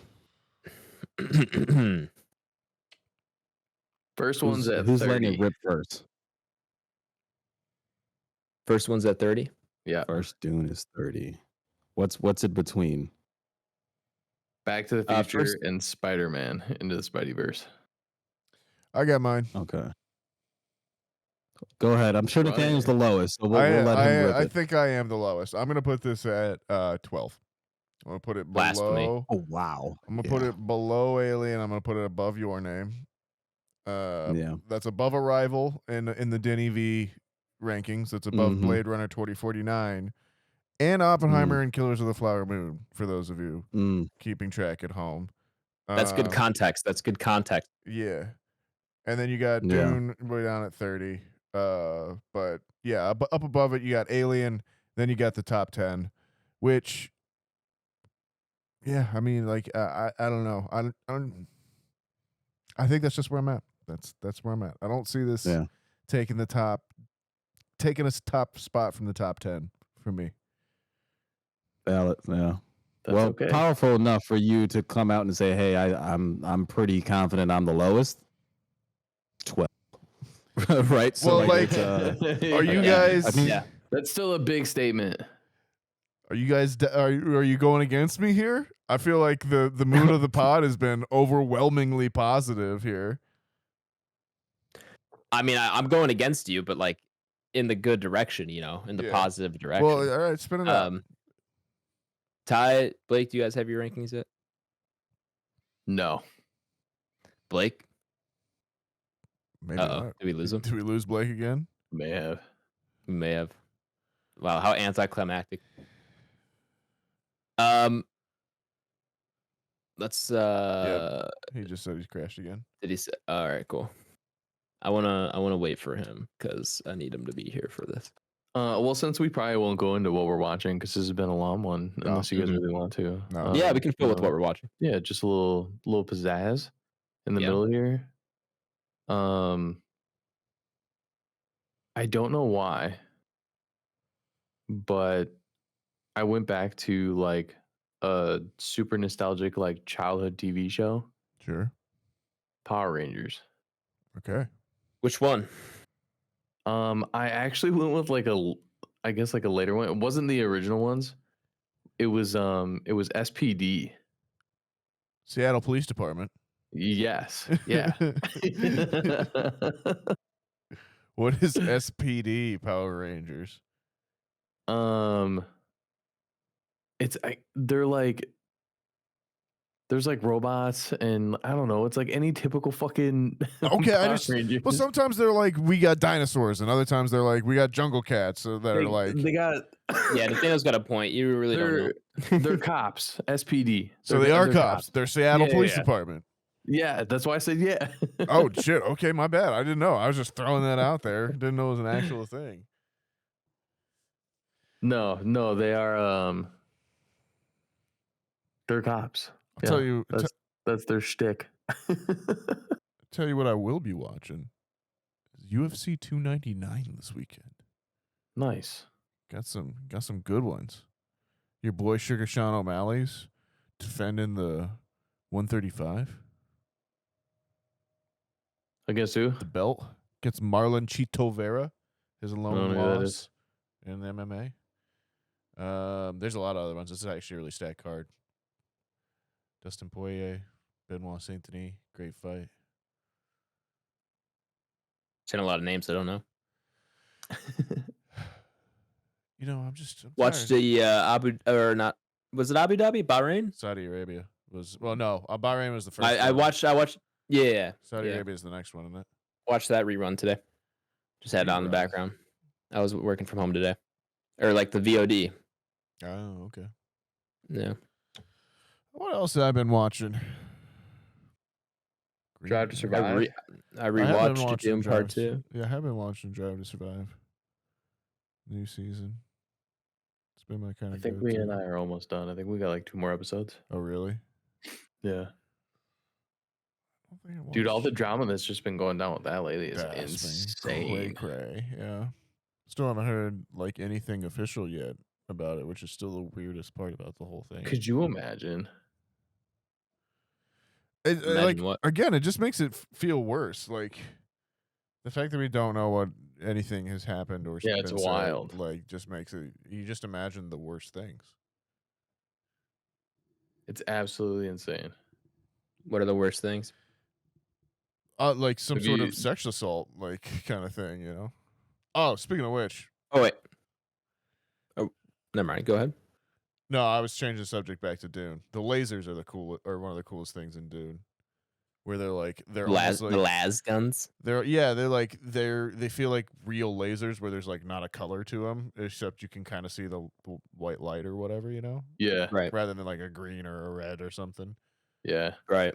And they're kind of like laser They're laser just, tag guns where like it's a Yeah. straight line and you don't they're just super have, like, a thin beam too. of light? Yeah, it's not Right. like they're the big Right. like bolts you get in like Star Wars or anything. right. They feel like actual lasers. Right. Agreed. Good point. One of my other favorite things was just like the scale that he achieved. Yeah. He does it even somehow better in the second one than he did in the first one. Yeah, man, it's so good. Turns out when like the spice loaders get like loaded down by the giant balloons, and then you just well, how get, about like, just pan the out like and where how he's big they like are. he's So good. running along with it and like getting cover underneath it from the ornithopter or whatever, and then he like has to roll around to the other direction and shit. Then he's like, all right, I'm gonna go this way. You can load me up. You could load me up. Load me up.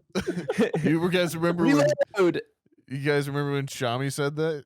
You know, she turned to Timothy and was like, "You can load me up. Load me up, Lisan Al Gaib. Load me up." Right. You guys got me on audio? Yeah, there you are. Okay, What's up, brother? for sure. Reload. Yeah, man, you know what I'm saying? Discord gods, they got hands today, fellas. I don't know. They what's do, going on. bro. They're throwing hands. Yeah, Coming for you. Anyway, back to our ranking. Nathaniel's at 12. I'm at 12. I think I'll be the lowest. Blake, do you have yours? Oh, brother. Yeah, it was tough, right? And I'll just kind of walk you through my thought process of kind of what I was looking at, right? I obviously looked at the first Dune. That's at 30. I like this more than that one pretty easily. All right, cool. Moved my way up. And then I thought of like other large blockbusters that we've come across in the past like 12 months. Oppenheimer, Killers, right? That's 17, 18. I was like, hey, I like it substantially more than both of those, right? And those are pretty high. Then you get to other Denis V films, Blade Runner 2049's at 16, Arrival's at 13. Arrival's awesome too. I really like Arrival. So and then you kind of start pushing top 10 territory. I said earlier, I think this may be Denis V's magnum opus. You did. Prisoners is 6, right? So I'm probably going to go ahead and put it above that. Then I'm looking in the top 5. There's Halloween, Hereditary, Pans, Django, The Shining. I don't want to be insane and say that this is the best movie on here, but I think I may have to do that. And I think I'm going to place it at 1. Damn. Dude, I knew it. I'm right there with you, bro. I was right there with you, bro. That's why I wanted to wait for you to get back to put it up there.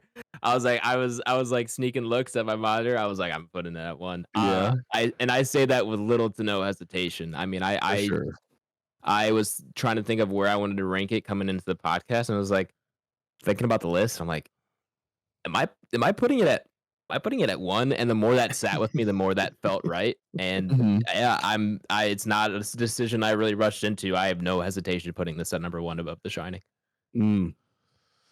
I do think this might be the best movie we reviewed on the podcast. Yeah. All and around. you said that you said that IMDb rating, what'd you say it was 9? 9.0, which IMDb agrees with.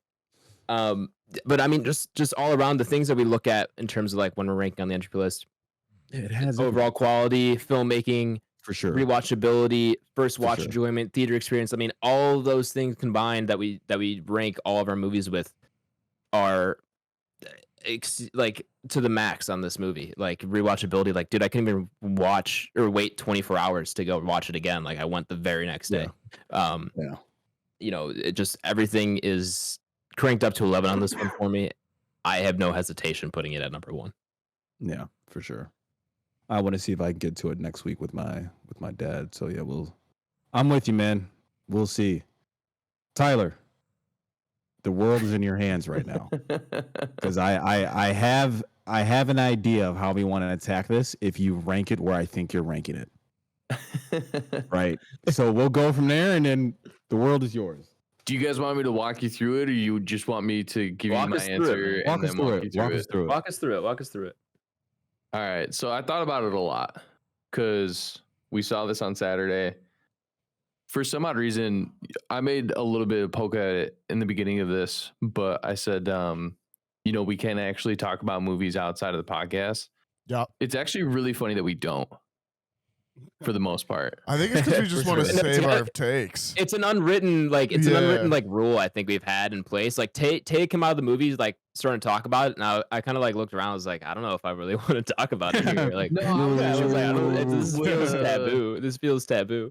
I was cool with that because I haven't had that experience in a long time. Yeah, that was fun. Same. Yeah. So that's like all we used to do. Like me, Justin, Foley, Rob, like after the movie, we just go stand up by our cars for like 20 minutes and talk about the movie. Oh, that's a formative experience. So that's yeah. that's No, part of the fun 100%. of going to the movies. I was with your glad. boys. I was glad we did it. I was just like, this doesn't feel right. I was like that. So like we can also just like start there too with where I'm going to go with my ranking.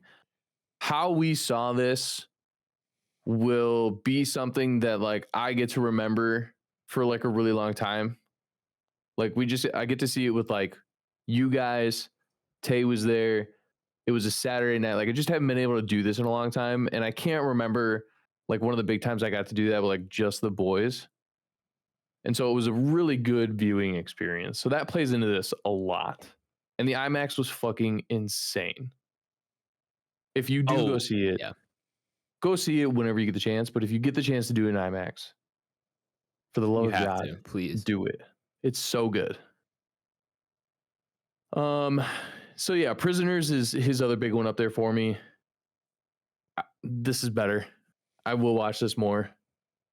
Even though that has like a seasonal thing for me, I could watch this literally any time of the year and just like be the happiest person alive. Yeah. Hereditary is good, but it's probably like one of my favorite horror movies. So I think sci-fi is just a little bit more up there in genre for me. So I'm going to put this above that. Pans was really, really hard because Pans is like a special experience for me. But I think this is better. And that's really hard to say. I know you're high on Pans because you and Nathaniel are the only reason it's at 3 still. I would knock that thing goddamn down. right. Me and Blake, I think, would knock that thing down. We got in early with that one. We got in early. Yeah, I'm starting to think about my July amendment, so we'll see. Just wait until you watch Pan's Labyrinth in like 4 years. And I could watch it right now, and I'm sure I would love it way more than when I first watched it. It's so good. No, I know. I haven't watched Django in a long time, and I do think it still holds up. Django is awesome though. That's like the really only is one where I was actually like, ooh, this is tough. And then But I don't know if I would have it that high. I'm sorry, go ahead. No, you're good. I agree. And then as good and as much as I love The Shining, I just don't watch it very often. Not because it's not bad, not because I don't enjoy it. I love the shit out of that movie. But you do have to be in a certain mood, time of year, setting. Yeah, for sure. This I think you can just like throw on. And it's going to be a movie that people are going to like enjoy as just that movie. And then it's also going to be a movie that they enjoy with like when you find somebody, the unicorn that hasn't seen Lord of the Rings. And now I got to look like a crazy person and tell you have to sit here and watch this movie so I can see your genuine reaction to it for the first time. This is going to be one of those movies too.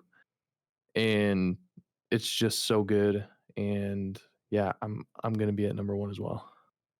A round of applause. Let's go. All right, so then my proposal to this was going to be, I mean, I guess effectively, if we have majority place it at 1, that's what I was going to just going to be 1? Because ultimately, we'll probably never do if it's a new one. 3 out of 4. We've done in the past. If it's 3 out of 4, kind of that's where we've ranked it. Sometimes we have. I don't know if there's probably been times where we haven't done that and we've just given it the average rating. I think having it at the number 1 spot makes us in a different conversation than any other time we've had a 3 out of 4 ranking. I agree with you, Blake. I don't know if we're going to come this close anytime soon. Or just like not even anytime soon. Just like what are the chances that we like everyone actually puts it at 1? Like that'll probably never happen. So my only so I want to do like the average because that's just the way the list works. Right. But if we're all being honest, when we do get the chance to move this, it then becomes majority rules. It's not up to the average.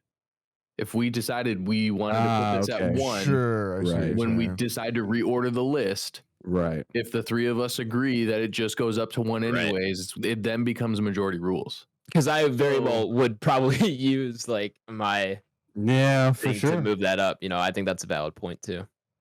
So in theory, we could just put it up there anyways, because it's gonna go up there anyways.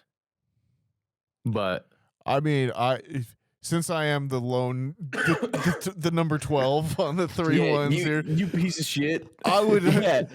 I would vote to wait because I truly feel like I don't know. I just don't want to get us Are into we prisoners of the moment right now? Yeah, I don't No want to be. pun I don't. intended. I don't want to be a Spider-Man no way home situation here. This 6 months this, from now, we're just like, this isn't. No, I hear this you on can't that. be. Although respectfully, also I hear you do on think that. I think we're far from that in this film. I- The No Way Home was hot taken for sure, and I do think that was strongly pulled by Adam. Oh, And well, everybody else was agreed. Like, Guilty.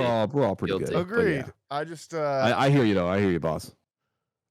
like, I hear you. Yeah, That's why I was hesitant to put it at 1 myself. That's where I I'm was like, saying like. "Oh." What are you saving here, Nathaniel? That's my question. Because if we're not doing 1, it's gonna go mano a mano with Django, which will probably beat from IMDb rating. So it's really going at 3 or 1. Are That's you fine. really keeping The Shining and Django? Are you really, who are you really helping here?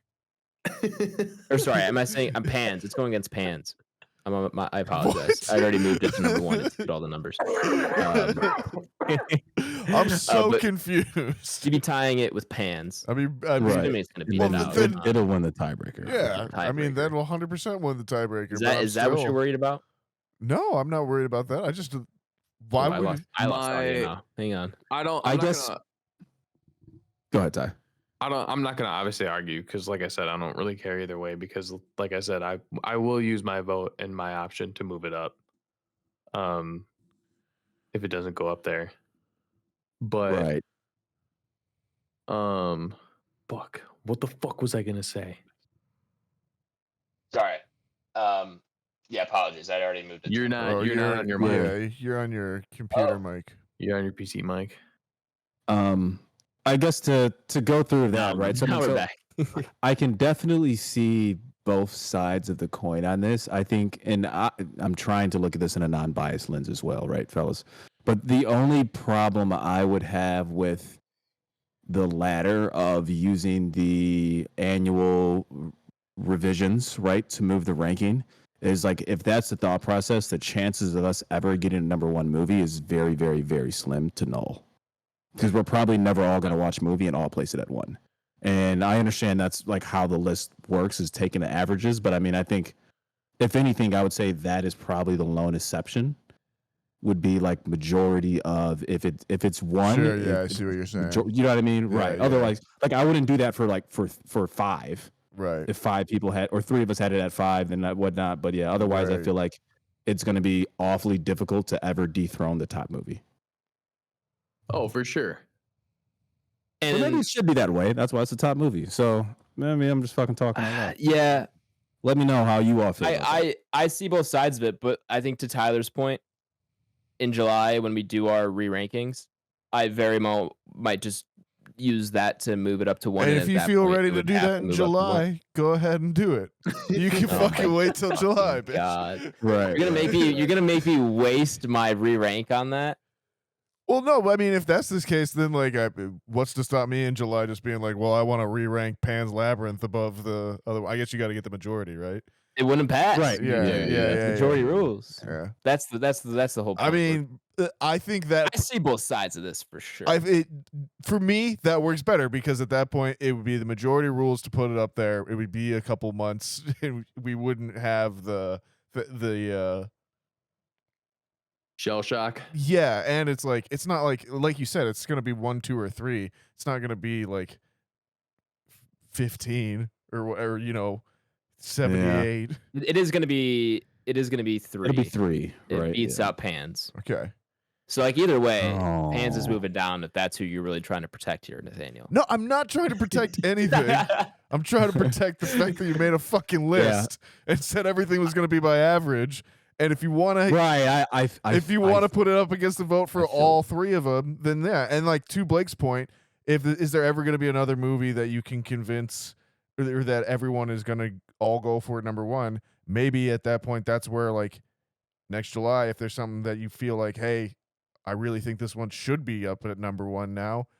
Maybe by that point, everyone would agree with you as well too. Like, it's also, we've been doing this for 3 years. You never thought another one would be at number one. This is the one now that's almost at number one. Excuse me. You're on the cusp. Who's to say there's not going to be something else that would come out and do that too? Right.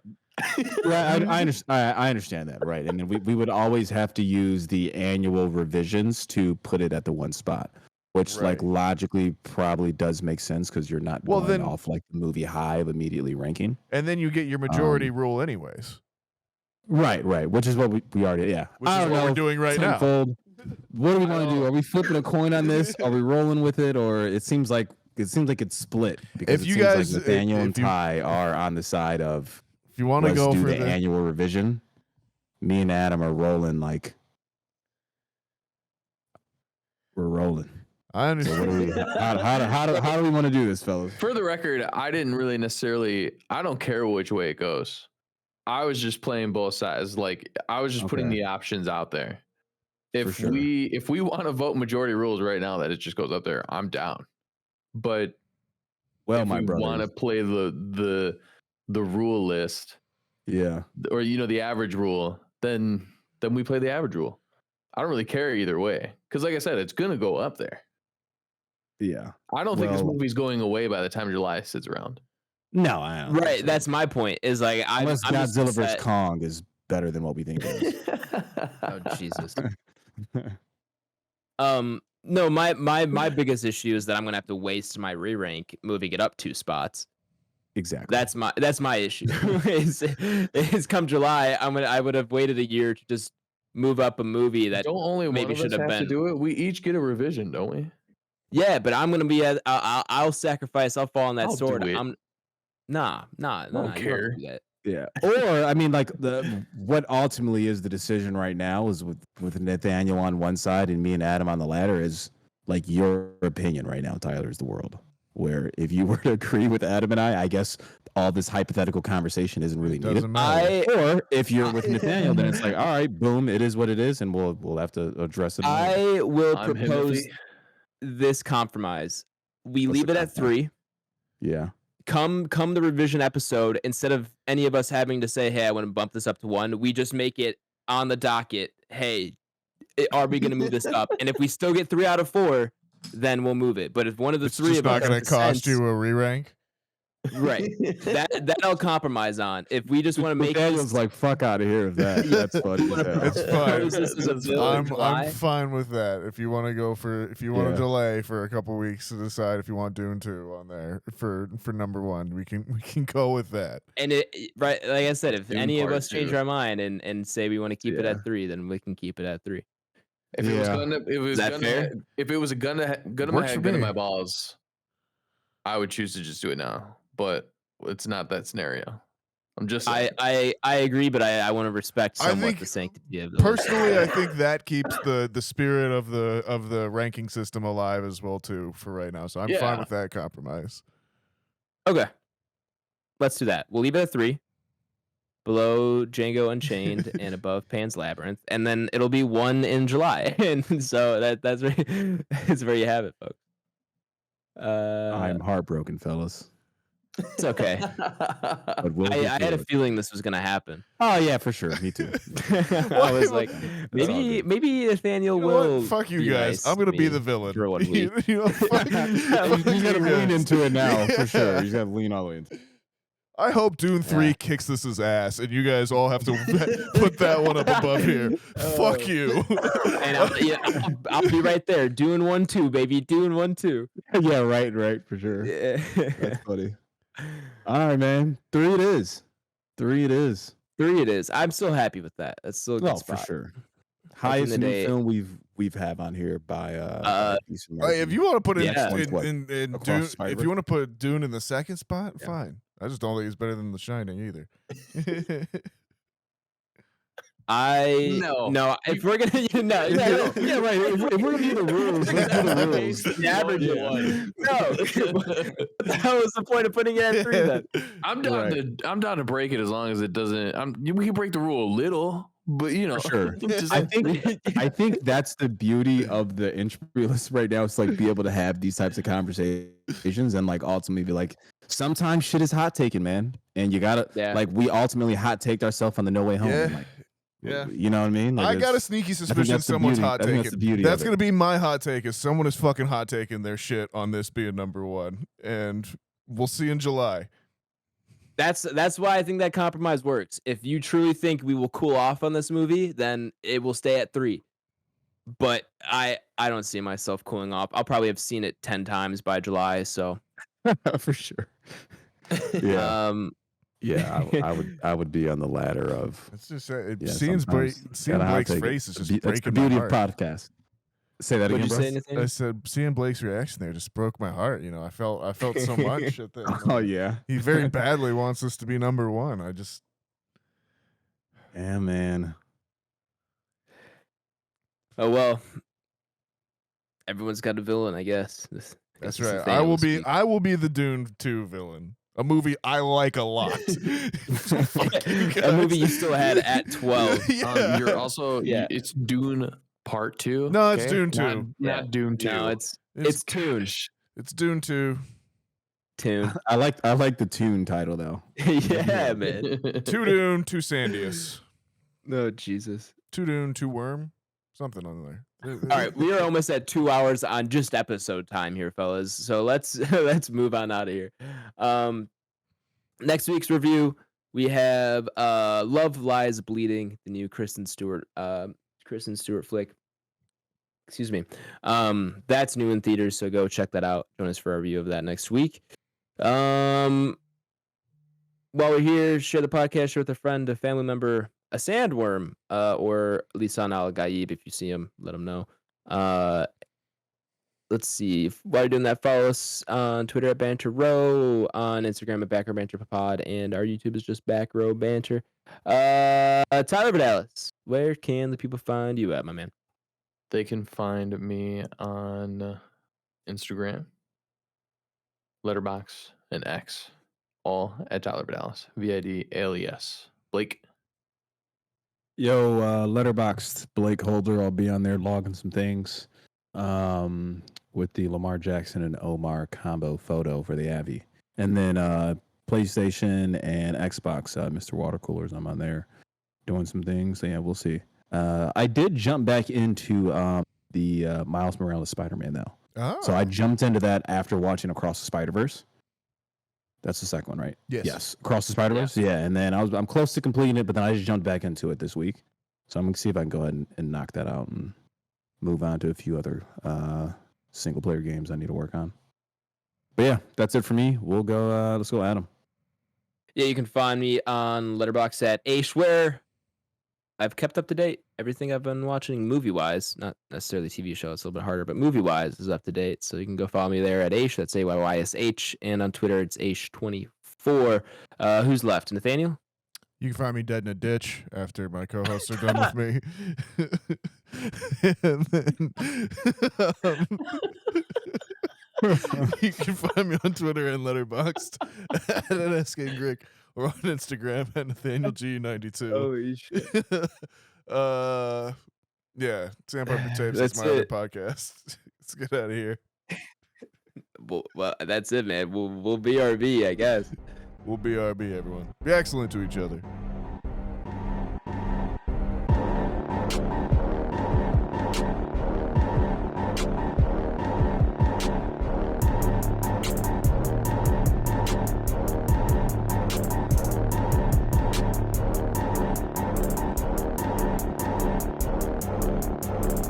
I'm America. Ready for another lesson. See, I heard the gist of that. You went back to see Dune with your pops, right? It's a different viewing angle. Yeah, it was weird. Like, same exact theater.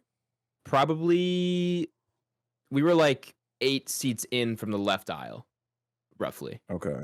So like not even that far off from the center, but so like there was no way it was the viewing angle that was throwing me off that much. I don't know, and I was just I don't know, not like that big of an issue, but I was like I can't. There are some times I can't really see what's going on, and obviously you want the color in this movie as much as possible. So I don't know who touched the projector, but they should be fired.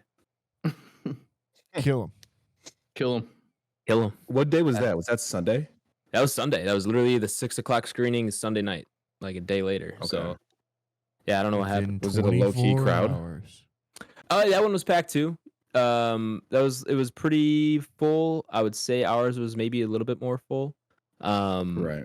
And as I was telling them, kind of just different like crowd in general going on a Sunday night versus a Saturday night. Different people going on Sunday night than Saturday. Facts. So I was kind of explaining to them like if you're going at a 6:00 showing on Saturday night IMAX, like everyone in our theater, like that was the event for the weekend. Like that was my event for the weekend at least. Yeah, And, that's your you know, plans. that's your sure. plan. Like you have that kind of looking forward to if you're going to 6:00. You're prioritizing that screening. So like had a lot of energy in our screening, obviously. Sunday night it's like kind of like the older people or like families or like parents or whatever. Like, who, like, I'll get to yeah. it.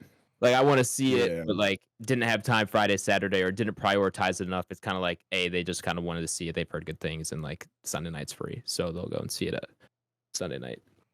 So different crowd for sure.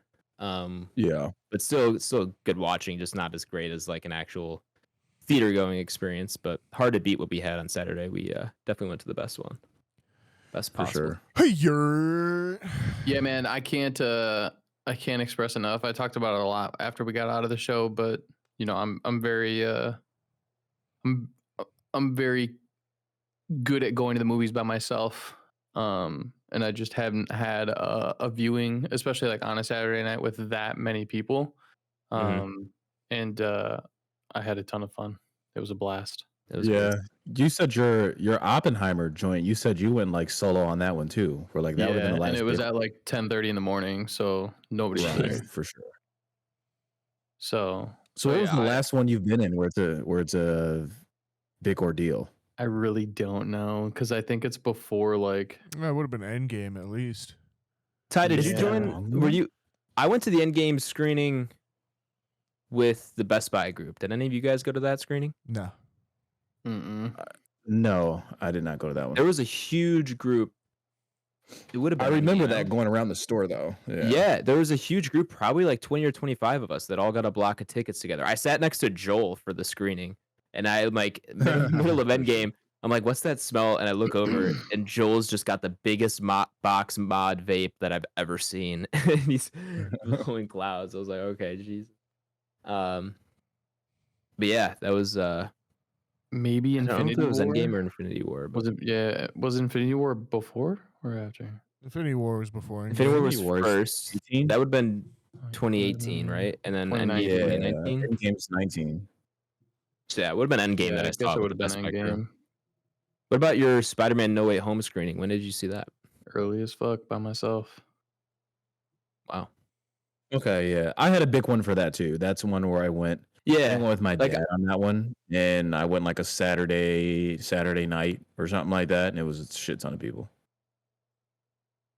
Yeah, like I've had a couple of those screenings at this point since the pandemic. I'm looking like, through that my was a- AMC stuff.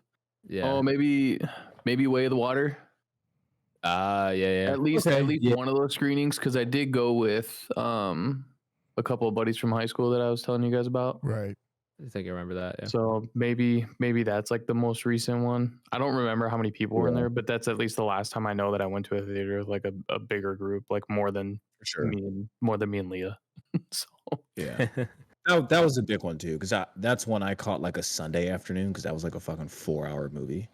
Mm. And even the Sunday afternoon still was like a pretty decent sized theater. Right? Or decent sized crowd, I should say. So I feel you on that. Yeah, Way of Water was I think packed for mine too, and I think it was a Spider Saturday night that I went to see it. I saw it with Papa Schwartz. That was a good one.